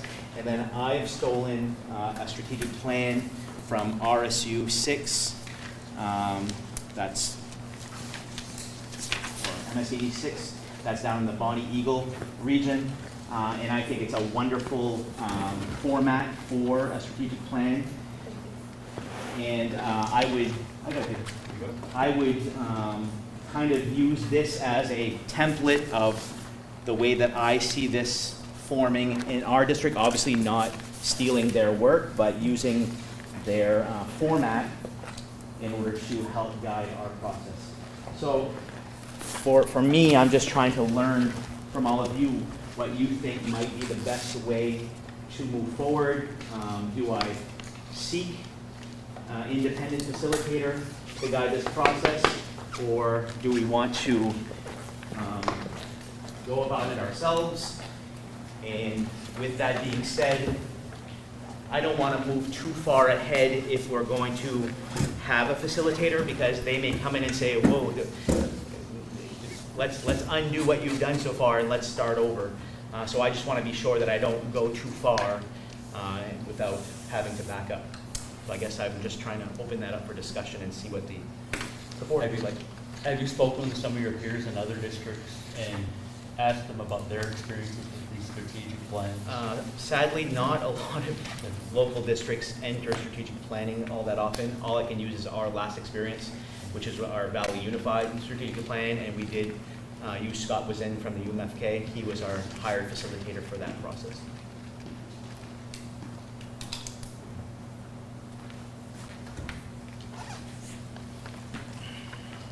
I guess I'm going to go around the table on this one because I feel like this is a really lengthy discussion that needs to happen here at the board level, and I don't think it's something that we're going to launch here tonight, but maybe we can just kind of talk about possibility of a workshop or something else. Gary, what are your thoughts? You're the longest running board member here. You were here whenever the first strategic plan was implemented, right? Yeah, I don't think we need to go with the facilitator. I mean, I think we know what we want to do with our district, what's best for our kids. Yeah, bringing somebody in from out of district is probably not what.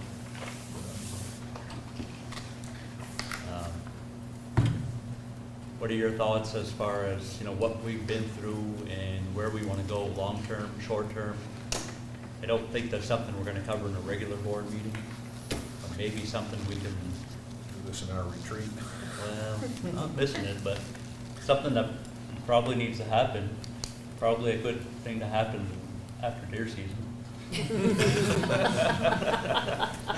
No, we talked about that, about setting time aside at the end of the meetings or after the meetings to do those type of things. I think that'd be a good place to do it. Yeah. Chip away at it. Okay. Dave, what do you think? Well, I think this is a very important process, and I agree with you that we need to focus on it, and we should set aside a lot of time to do it. I think in the process, all of the board members should be involved. In other words, I don't think we should be a community affair where the board members are not involved and are off on the sidelines. I think they ought to be right in the middle of it.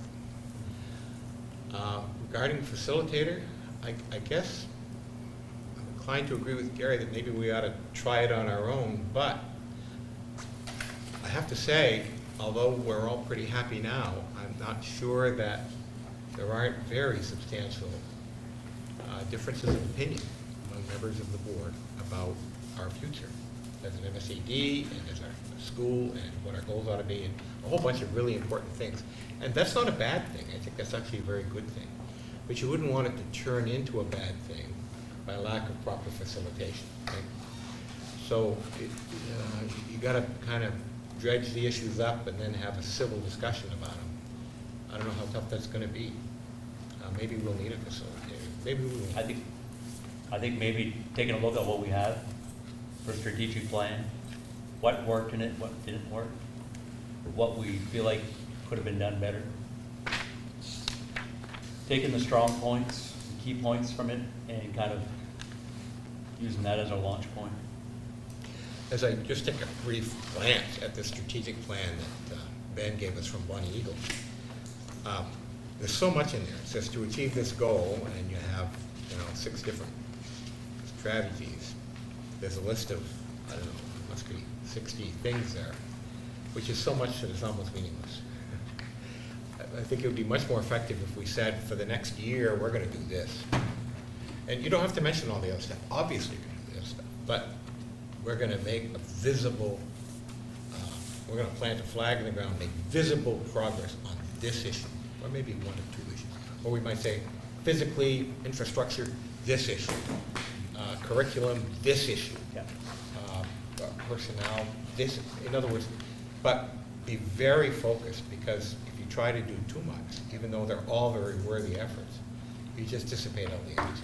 So I think this one kind of addresses that, Dave, where it basically says within your strategic plan, which could be a 5 or a 10-year plan, you have an annual operational plan. And your operational plan is your 1-year plan.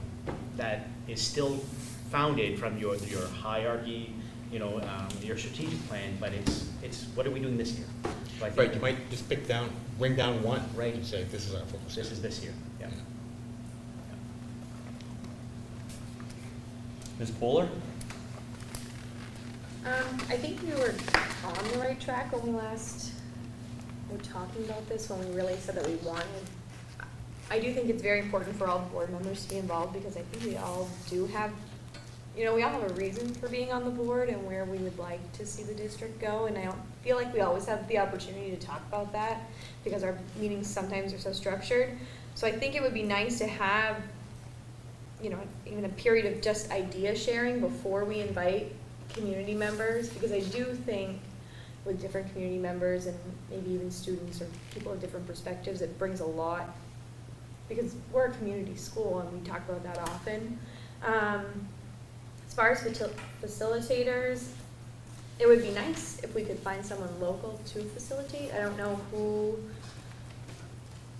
would be qualified to do that or interested in doing that, but I like the idea of having some sort of facilitation, because there are different ideas being brought together. Yeah, I don't know. I think it's really important. I think that it'd be nice to spend a little bit more time, whether it's at a retreat or, you know, we set aside a certain amount of time after a meeting to discuss further. I think that would be important. Ms. Bazin, what do you think? Being new to all this, it's a lot of learning. So I think for myself anyway, it's just gonna be a lot of learning. Sure. And, but I do like the idea of going over it, so that way I do have the opportunity to learn more about this. And Okay. Ms. Lugden? So, question, the only strategic plan that we've done as a district was with Valley Unified? Was there a process before that? We had a 5-year plan that expired. I think it was a 2010 to 2015 plan. Okay. And when I came on board in 2016, we entered the Valley Unified plan. Okay. So that's what I know about. And there was one before that called the Brown Report. The Brown Report? Yep, yep, because Dale Brown from the Maine School Superintendents Association, or from the University of Maine, came up with one other individual and engaged in some strategic planning with the board at the time. So I like the idea of starting with Ben facilitating, with the option, should things get really messy, that we go outside, just so that you can stay in your role and not, maybe, I don't know, and maybe when we're in it, it won't be an issue. I'd like to see, and maybe this is part of the way it works out anyway, but just that, yes, it starts here with this board and the board stays very intimately involved, but that we have, you know, a lot of input from community, parents, students. I think former students, you know, are going to could play a major role in it, talking about their experience and what was great and what was, you know, if they were going to come back and put their kids in school, what they'd like to see here. I'm excited for the process, though. Yeah. Just in being honest with all of you, if we're going to have 7 plus 2 students who will welcome, so 9 members here as part of the strategic planning process, and then we're inviting other stakeholders to the table, I don't know how effective a 20-member panel will be. So I don't know what the thought process is of how to engage multiple stakeholders. I mean, we do have board members who are parents here, so it kind of checks 2 boxes. But you know, you really should have staff as part of this process. You should have students as part of this process, which we have naturally. Just kind of, you know, we need to have those conversations too about what is a makeup. Once we've had our conversations as a board, what is a makeup of a strategic planning committee that's going to, you know, work with the new vision for the board, the mission statement, and all of the guiding principles that we determine as part of our plan. Yeah, I guess what I was envisioning was more of a group would get together, a group of, you would invite parents to come and talk. Focus groups. A focus group. Perfect. And then move from there. Yeah, we could do that. Or maybe listening sessions. So you have a committee that might not be 20 people, but its charge is not to come up with the answer. Its charge is to listen carefully to what people want. Yeah. And then actively go out and invite people from the community to come in, especially people who would not otherwise be inclined to come in. Yeah. But who, some of them have some very strong opinions, some good ideas. And I think it's, so you want to get maximum participation and kind of see through those ideas. Yeah. I'd like to hear from our biggest critics. We'll send you the list. We'll just go on Facebook. I know, but you know, like just to see, because some of it probably is valid. Mm-hmm. Not all of it. I think we're pretty awesome, but you know. Yep.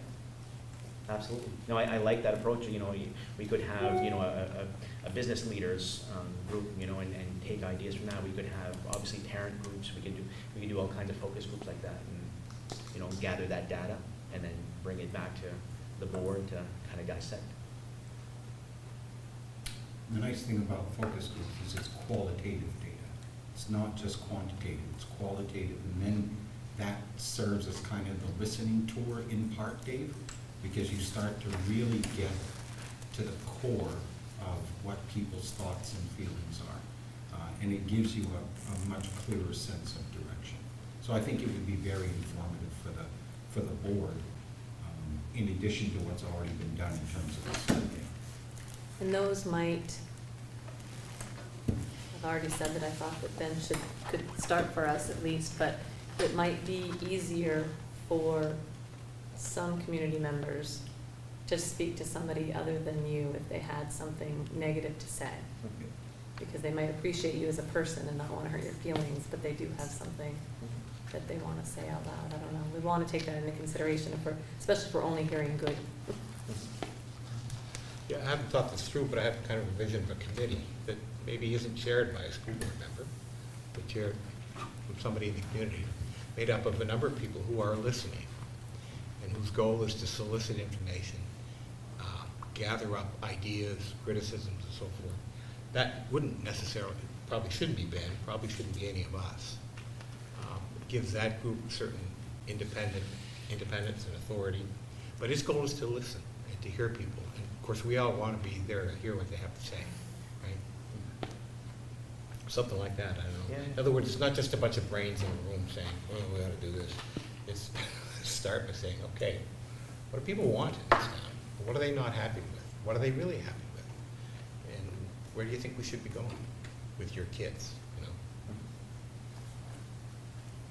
Yeah, all good information. Yeah. Good enough to go on? Well, let me put together, from what I think I understand, I'd like to put down a plan in writing, maybe with a timeline, and share that out with you next meeting so that we can think about, yeah, that's kind of what we have in mind. I'd like to hear from you guys. What do you think about what we're saying about the strategic plan? Well, not being here the first time around, like I hear 2015, 2016. Yeah, was not here for sure. Maybe next door, but yeah, I think we could really benefit from it. As a student, obviously, there are some things that I feel we should speak up on, and I know now is not exactly the perfect time, but yeah, just focusing on what we need to learn in the best ways that we can. Yeah, same thing with Sadie, what Sadie just said. I feel like right now there's a lot of like little extra stuff, and just if we could get down to like the nitty gritty and learn to the fullest capacity that we can would be really beneficial for us. So student focus groups would definitely be part of the process, and not just our high-achieving, board member rep type, but getting a sample from all students who definitely, have a lot to say about, they spend their days here. What do they have to say? It's a process of poking a hornet's nest, isn't it? It's the only way we'll improve them. So. Yeah. Thank you for your feedback. Thank you. Good discussion. Okay, item 11, new business. Items of information. So we do have a change from no retirements to we actually do have a retirement. And I put a revised email letter from Deanna Jalbert on your packet today. Dee wasn't quite clear on the difference between resignation and retirement, was able to contact Maine First and figure out what was best for her, so she's asked to revise her departure from a resignation to a retirement. So we'll be approving a retirement. Do we have a motion to approve the retirement of the district librarian? So moved. Moved by Gary. Do we have a second? Shannon? Any questions?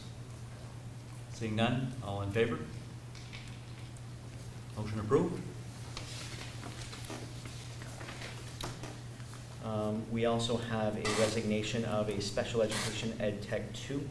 And although we did not get something in writing from the individual, they were able to speak to Mr. Nadeau on the phone and inform him that she would not be able to return. So this is for the resignation of Sue Duval. Do we have a motion to accept? So moved. Gary, seconded by Shannon. Any discussion? Seeing none, all in favor? None opposed? Motion passes. Transfers. We have no transfers. New hires? We are, you should have a letter for a recommendation for the replacement of Deanna Jobber for the library media specialist position. Mr. Nadeau, how many candidates did you interview? 6.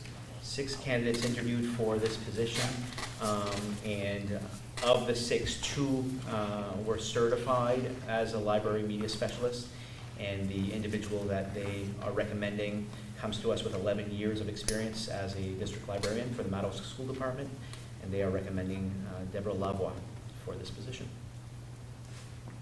Do we have a motion to approve Deborah Lavoie as the district library media specialist? Shannon? Do we have a second? Ms. Bowler, any discussion? All in favor? Motion approved.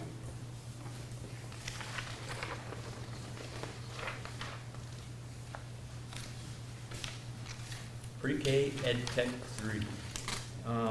This is a recommendation for Tessie Taggett. Tessie was an ed tech for years for us, has taken a year off, and would like to come back, and Mr. Nadeau and his team are recommending Tessie Taggett. Do we have a motion?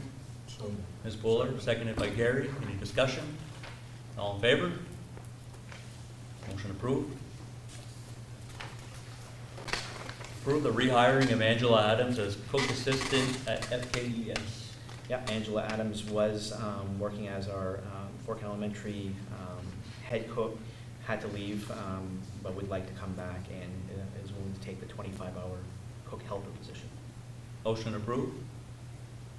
So, Ms. Buller, seconded by Mr. Sibley. Any discussion? How many cooks has that maid that's come back to us? That's great. They're coming back. It is. Yeah, several. Very good. All in favor? None opposed? Motion approved. Okay, to approve Jeffrey Taggett as the evening custodian at CHS VRMS. And you should have a email recommendation from Mr. Saucier. Mr. Taggett's been working for us for 3-4 weeks. 4 weeks. Yep. You're doing a great job. Yep. so moved. Moved by Ms. Buller. Do we have a second? Mr. Sibley, any discussion? All in favor of hiring Mr. Taggett? Any opposed? None opposed, motion approved. Current openings? And we have one more adjustment, the Continuing Education Program Services Assistant. So just for everyone who doesn't know or knows what this is the primarily the secretary position for adult ed, but also perform some other tasks, data management, and also will fill in the classroom as needed. Last year we had an educational technician who was working half days in the office and half days as an ed tech. They had to go back to full-time ed tech, and the half-time position really did not work out. So we did post the position the way it was intended, the way it has been posted, and we're recommending, or Ms. Stacy's here is recommending Faith Wilson for this position. Motion to approve Faith Wilson. Ms. Lugden, seconded by Ms. Wazin. Any discussion? Seeing none, all in favor? Motion passes. Now we can move on to current openings. So the current openings we have is Fort Kent Elementary Special Education Ed Tech 2, and that's to replace Sue Duval. We have a cook helper at CHS, and that's to replace Lisa Terrio, who was transferred to Fort Kent Elementary as the head cook. And then we do still have our temporary support personnel, which are ESSER-funded temporary positions for next year.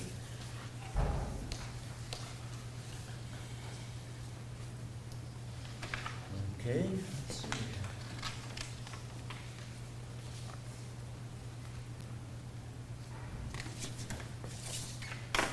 Item B, navigating COVID-19.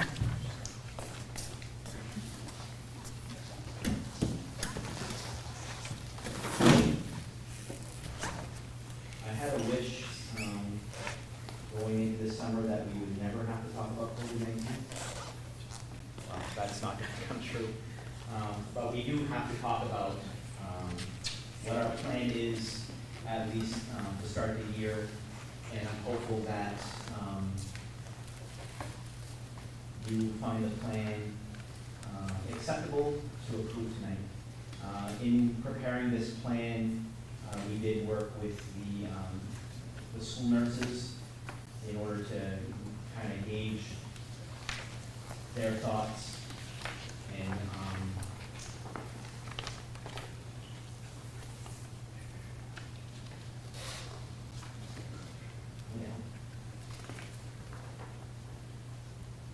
going to be embarrassed if I have to have this or no.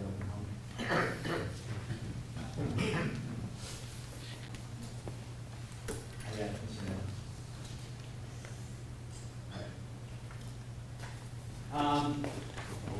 So navigating COVID-19 in 2022-2023, our plan presented to you is in complete alignment with the US CDC recommendations.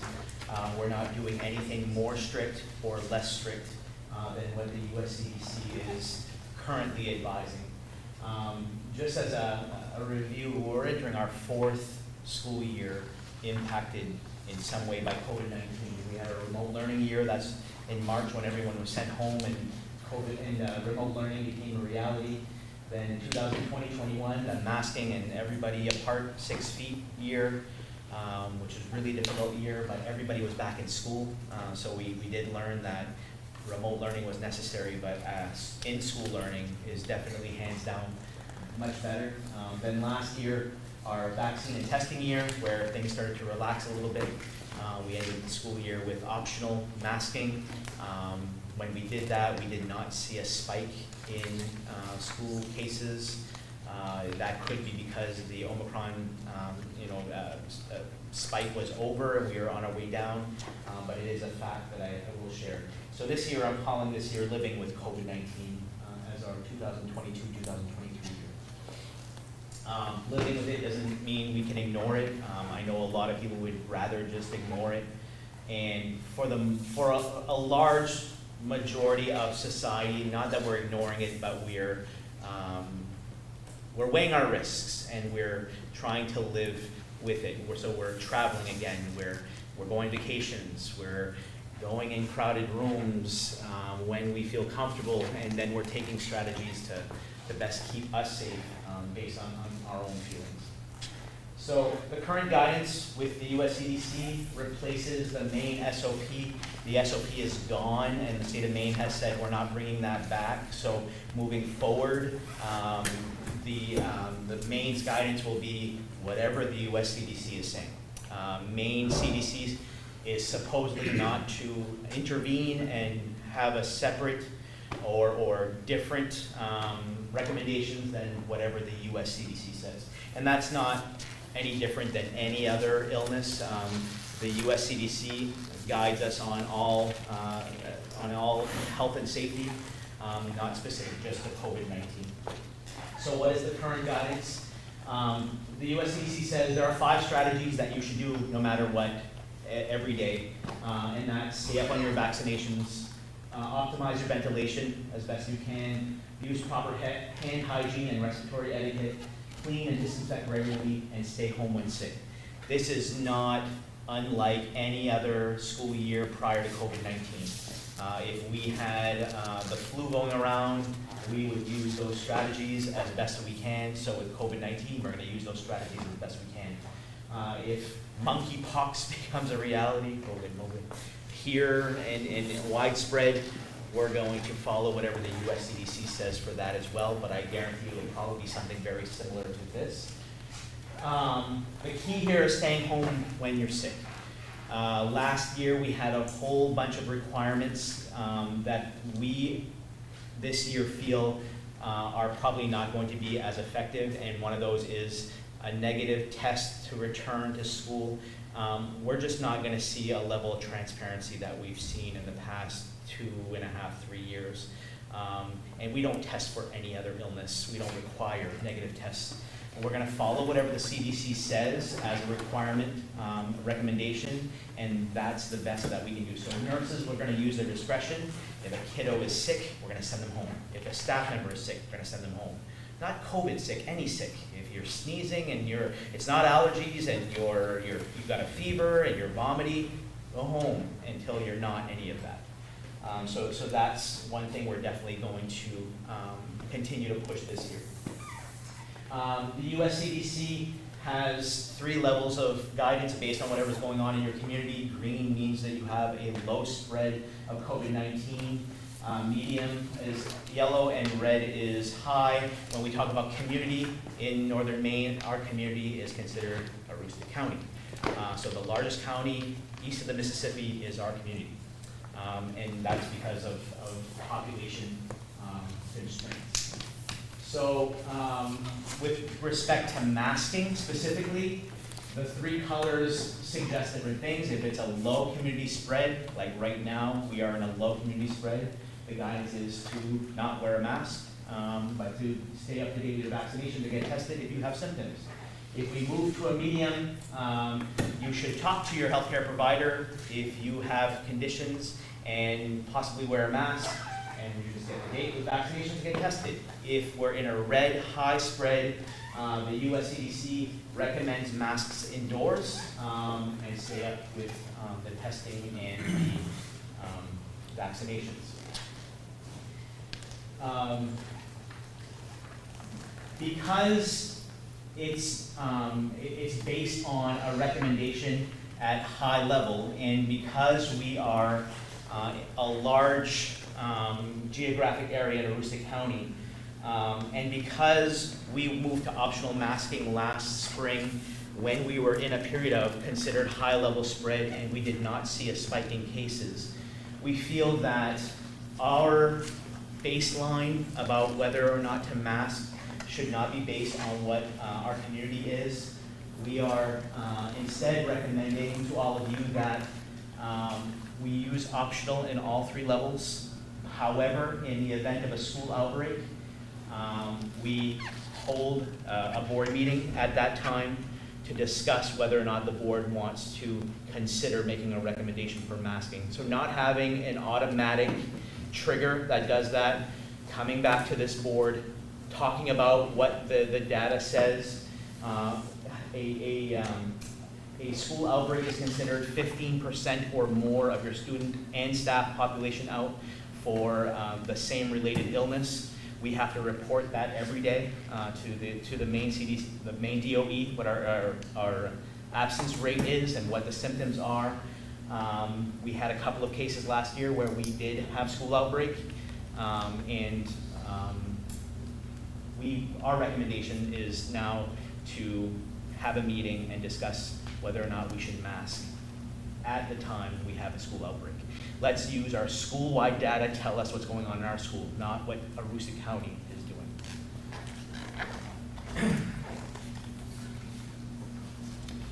For isolation and quarantine guidance, the US CDC is very clear on their guidance. It's very clear, but it has different avenues based on whether you're vaccinated or not and your age level. But essentially, generally speaking, if you have COVID-19, the US CDC says it's a 5-day isolation. Last year we were doing 5 days, then show us a negative test, and you can come back. And some people were testing negative on day 6, 7, 8, 9, 10, and they were out till day 10. The US CDC does state that, and studies are now showing that, especially with these new variants of the virus, you're infectious in day 1, 2, 3. You're no longer infectious on day 5 and beyond. So the risk to spread COVID-19 after day 5 is minimal, if not existent at all. It's just that somebody with symptoms will still be miserable. So if your symptoms are still there, the recommendation from the US CDC is to stay home until you feel better. Obviously, you're feverish, you definitely stay home, or if you have to use Tylenol or another medication to reduce fever, you stay home. But it's a 5-day isolation. You come back on day 6 after that isolation. Same thing with close contact. If you are non-vaccinated close contact, the same recommendation. Stay home for 5 days as a non-vaccinated close contact. Those who are vaccinated or who have recovered from COVID-19 after 90 days can come, just watch and monitor symptoms. So I just summarized, essentially this is a cut and paste from US CDC. This is if you're a close contact, if you're not vaccinated, you stay home for 5 days, monitor your symptoms. If you are up to date on vaccinations, you don't have to quarantine, you monitor your symptoms. If you are recently recovered within 90 days of COVID-19, you don't have to quarantine and you monitor your symptoms. If you are, as I said, a positive COVID-19, you have a positive test, you will stay home for 5 days and then return on day 6 if your symptoms have subsided. We will require students to wear a mask after day 6 through 10 based on this guidance, just because you've recovered and you probably still have some symptoms. So they are recommending masking for day 6 through 10 according to the US CDC. Our recommendation is we follow what this says and not make our own local judgment about how long a quarantine should last or not. Let's let the CDC say it's 5 days for this, and that way our nurses can say to folks who are asking how many days do we have to stay home, it's 5 days, it's 5 days, it's 5 days, and it's clear and it's based on CDC guidance. In this plan, we have not talked about social distancing. That's not part of this plan. It's not part of the US CDC guidance. We're not talking about pool testing. That's no longer a recommendation. We're only talking about masking, and we're talking about isolation and quarantine. That's essentially now what the US CDC is pointing to as their guidance. The last school updated guidance from the US CDC, I think, was published in May. So they haven't even published anything since May. I suspect as we get closer to the school year, maybe they'll update some of that information, but it's basically the same information it's been for a couple of months now. We would love to focus on education this year, strategic planning, talking about what works and what doesn't work in schools and how to improve them. I think our recommendation is based on living with COVID-19 and working within the guidelines that we have from the powers that be at the US CDC. that's our presentation. Questions? With the local recommendation for masking, it said something about, absenteeism rate falls below 15% or above 15%. That's for the same illness, right? Yeah. So that would only qualify for just COVID or like the flu or stomach bug or anything else that goes through the school? What's harder about that is that a lot of those illnesses have the same symptoms. Yeah. So how do you You can't. You can't. So you report the symptoms, and then the CDC makes a judgment on their end about are those common symptoms. Obviously, if it's monkeypox and there's well, that's a different because it's different symptoms. But I'm afraid flu and COVID will probably have the same symptoms reported, and nobody can tell unless there's tests involved that are being reported as well. Then we can communicate that. We have 15 positive COVID tests, and I don't know what they're going to do with that information. So as a district then, we're not requiring any testing? We're not requiring any testing. Okay. It's not a recommendation from the USCDC. The CDC says use testing as a strategy, but it doesn't say school districts use testing as a strategy. It's advising parents to use testing and help make judgments for their kids. We have a small supply of tests remaining from the DOE. We may get some more small supplies. We no longer have supplies to test the masses. We had that with the pool testing program. That's gone. We will provide tests to a student or family who we know probably doesn't have access to tests. So if we're sending a sick kiddo home and we're urging them to test and we know they probably don't have tests at home, we'll send a test with them and say, you know, or the nurse might call in and say to the parent, do you want me to test? And if with parent permission, we may do that type of thing, but there will be no more requirement of it. Truancy risk, if you are a at-risk child and your parent in consultation, as the CDC suggests, with your physician, which is, anyway, decide that really it's a heightened danger for you to go to a place where there is a higher risk of contracting COVID, so your kid should stay home. That kid who, with the doctor and with the parents, have decided that they're going to stay home, A, do we have a program for that kid? B, are they at risk of being found to be true? We would have a 504 plan for that child or a student support team, and most likely a remote option would be provided. Okay. And the truancy thing, not an issue? If it's doctor excused, it wouldn't become a truancy because it would be excused. It would be a chronic absenteeism problem, which is the same problem. It just wouldn't be a lawful problem. And the answer to the problem would be the program. The program, right.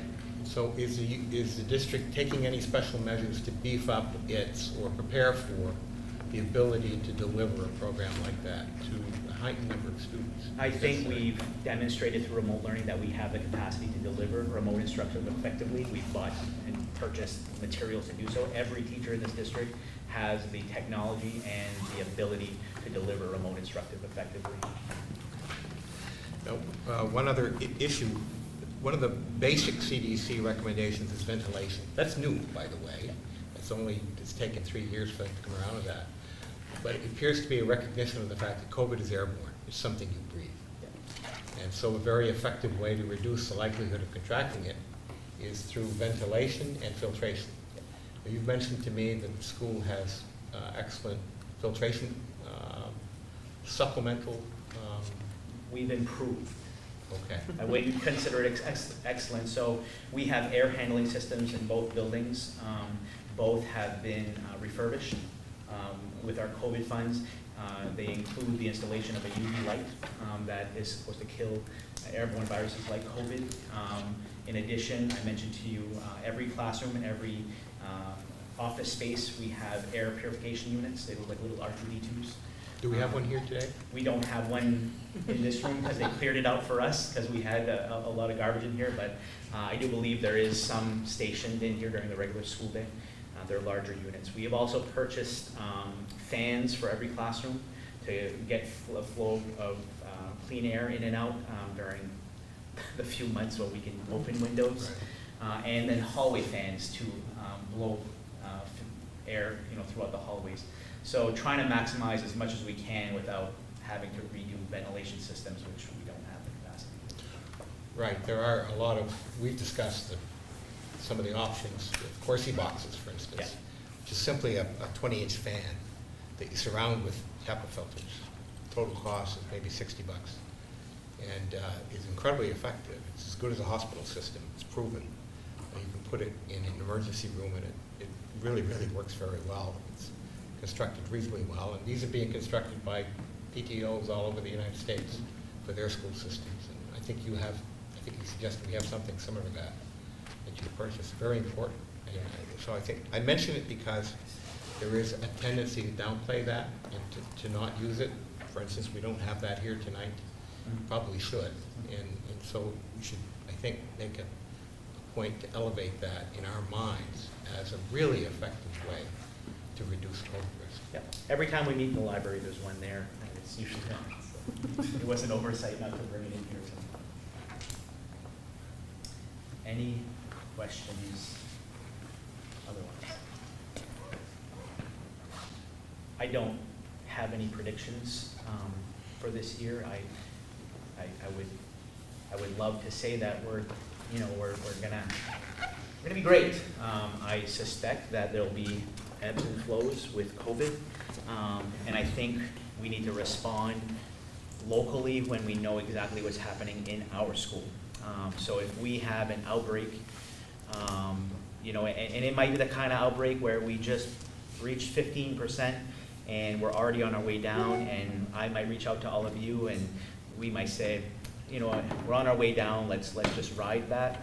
But if we have a day where all of a sudden we have 50% of the staff and students out, well, that's a different conversation.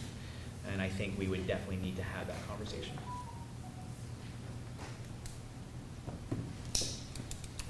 Make a motion to approve the Navigating COVID-19 Plan for 2022-23 as presented. Second. Seconded by Ms. Lugden. Motion was made by Gary. Any further discussion? Seeing none, all in favor?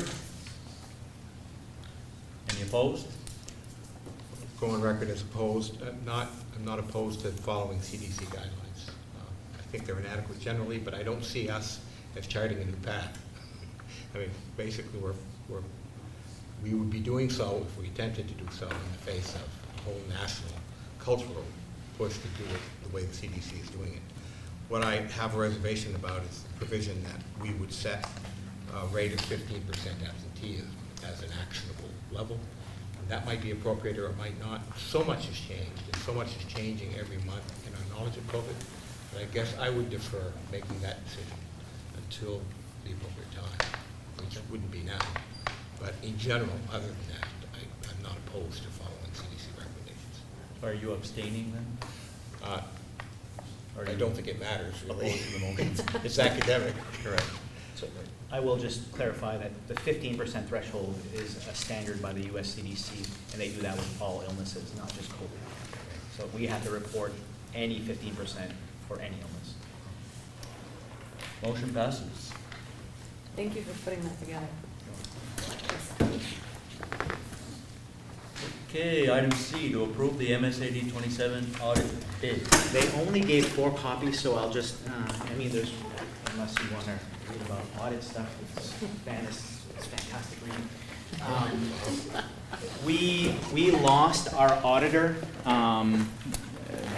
for SAD 27. We confirmed is closing. So we put out an RFP for bids for a new firm, and we got 1 bid. The firm is qualified, reputable, and this is not going to be a problem. The issue is the price does jump quite a bit, whereas we are paying right now about $8,000 for an annual audit. This will jump to $14,000, $15,000. Is that why the other company went out of business? I don't know. We were hoping to urge a local individual to get back in the game and offer this kind of service, but the upfront costs for something like that is too substantial. So this is the offer we have. That's the only one. That's the only one. And according to Lucy, we're lucky that we got a bid, because we've been looking around for quite a while. We reached out to every auditor in Aroostook County that service schools, and they're not taking new clients on. So, Wow. Okay. Well, there's our choice. Okay, do we have a motion? Yeah, we do. Do we have a motion to approve the MSAD 27 audit bid? Motion made by Ms. Puller. Do we have a second? Ms. Lugden, any discussion? Dan, do we know if the price of that is somewhat in line with other, even though we can't get on with other auditors? Is that? It's based on the size of the school district, so that's how they based it. So for the firms they represent, it's in alignment with.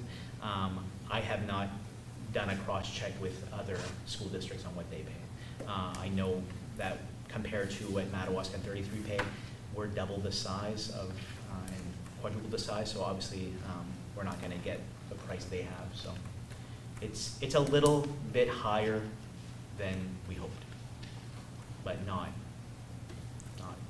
astronomical. Thanks. Very good. Any further discussion?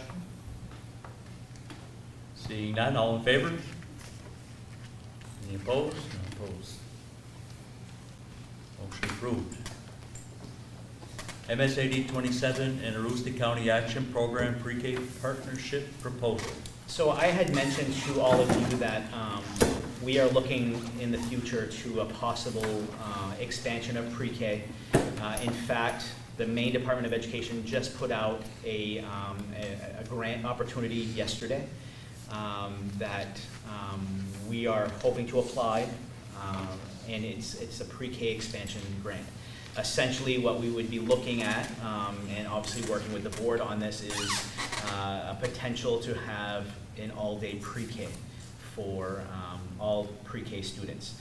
In order to do this, we won't be able to do it alone. We're going to have a partner who's going to help us not only get approved for the grant, because the Department of Education will give priority to school districts who have industry partners, like an ACAP, but also because we're stealing each other's staff anyway, and we're competing, so if we combine our forces, we're likely to be more successful. So this is a proposal for kind of a phase one into that. We're not ready for that full day pre-K for all yet, because A, we haven't written the grant, and B, it's not a reality yet.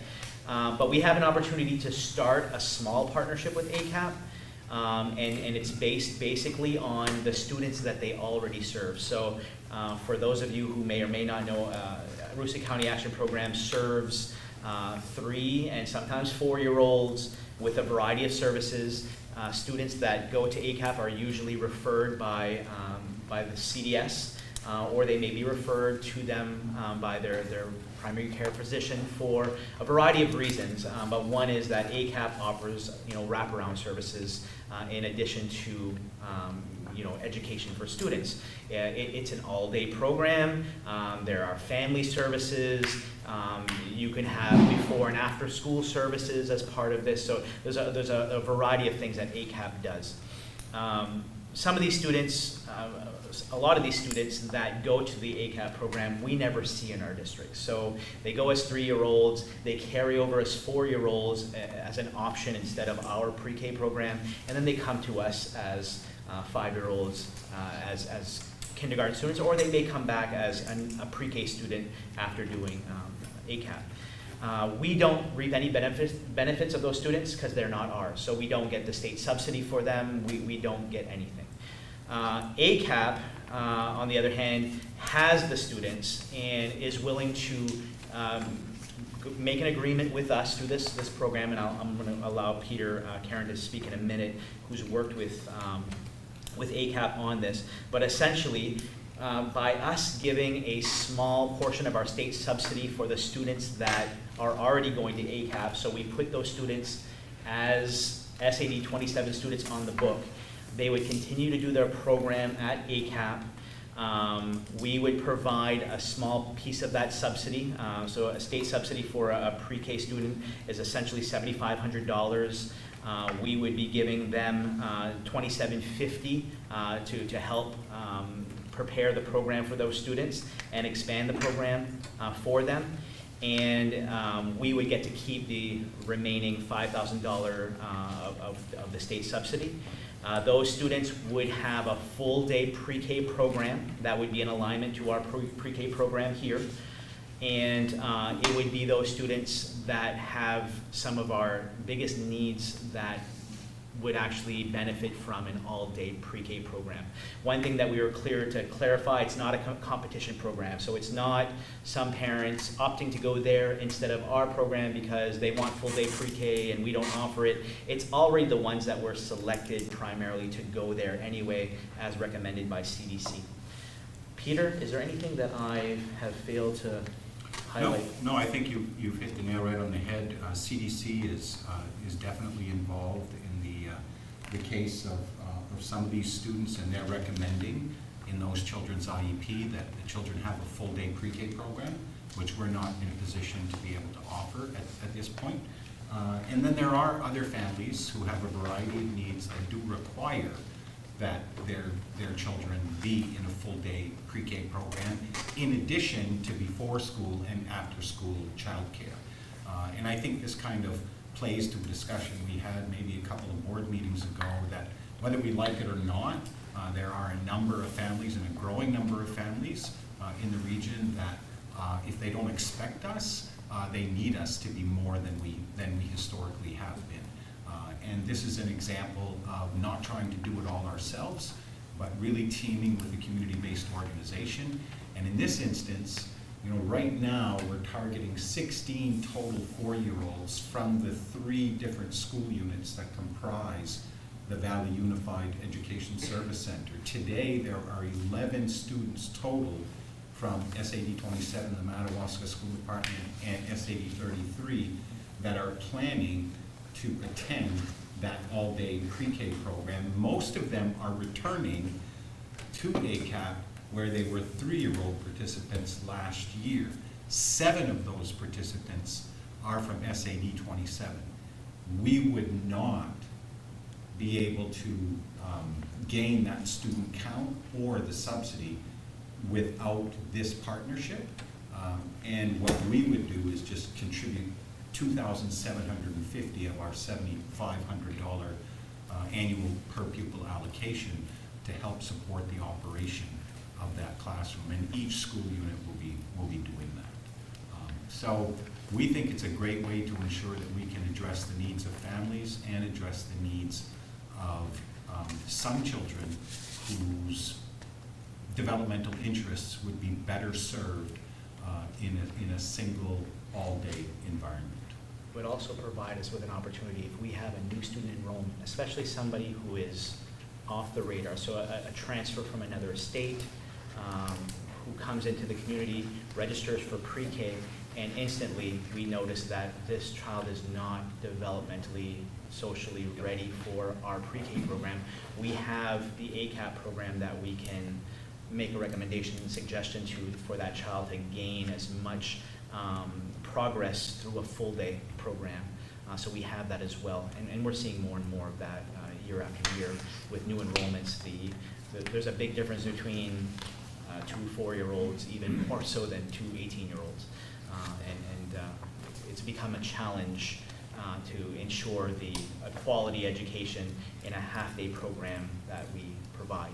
My hope is that this type of opportunity is just the beginning of ultimately an award from the state for a pre-K grant expansion, and we can work towards trying to serve all of our pre-K students in a full-day program next year, or subsequent years, depending on when grant funding comes through and that type of thing.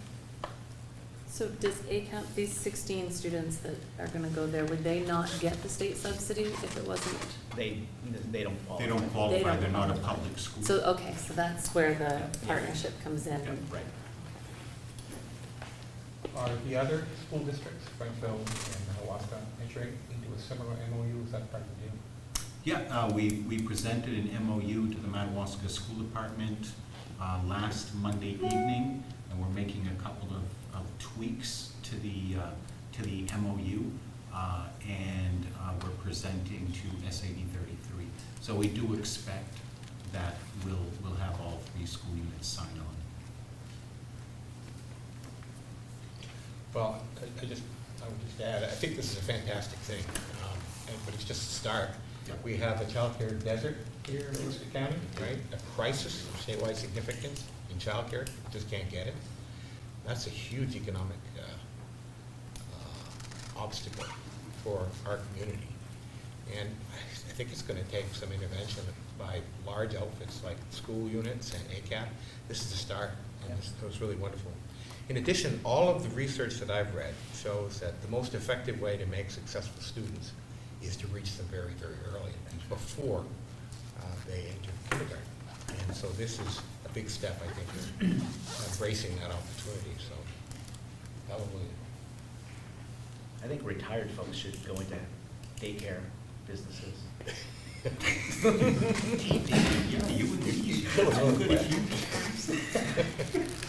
What are the qualifications, and maybe it's here and I'm missing it, the qualifications for the teachers at ACAP as opposed to our pre-K teachers here? Is it the same? And they Is it still have to different? have the same certification. And ACAP will work to ensure that their teachers carry the 081, which is that state-recognized pre-K certification. Make sure that they have that certification. They will pay for the professional development necessary. And do they have anything additional as far as special ed or special needs, anything like that? I'm sorry? Do they have anything additional as far as, because it sounds like what you're saying is the students that are gonna go there will tend to be those that are more at risk?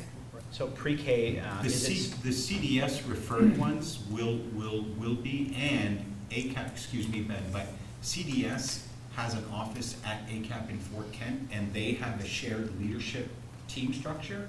So they're always conferring, and CDS has had difficulty, like the rest of us, finding the staffing to provide school-based services. So with staff right on site at ACAP, there'll be more readily available services to those children who are in need.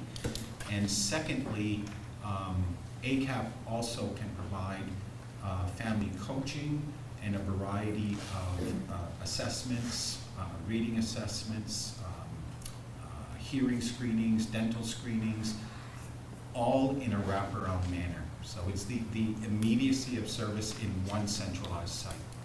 our students, our pre-K students here don't qualify for special education services in our district.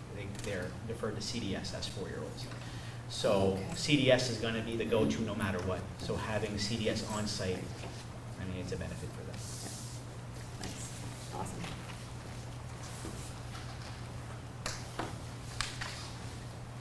Well, we know the benefit to the district as far as long-term goes.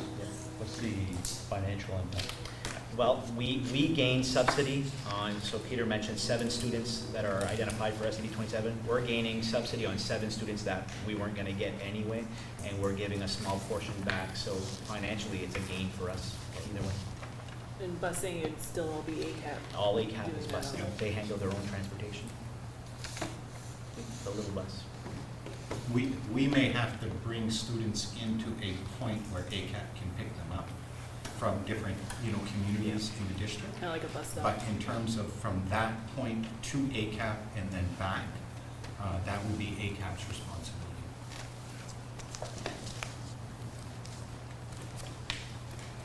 Very good. Do we have a motion to approve the pre-K partnership MOU? Motion made by Shannon, seconded by Tanya. Any further discussion? All those in favor? Very good. Motion approved. Next regular scheduled meeting is September 19th. And we're going to be meeting at Fort Kent Elementary for that meeting. If you get a chance, board members, before you go, you should check out the newly remodeled stage that we use our ESSER funds for. It's beautiful. So take a peek. This one? Oh, Will you open the curtains for us? Can we take a peek, John? Sorry about that.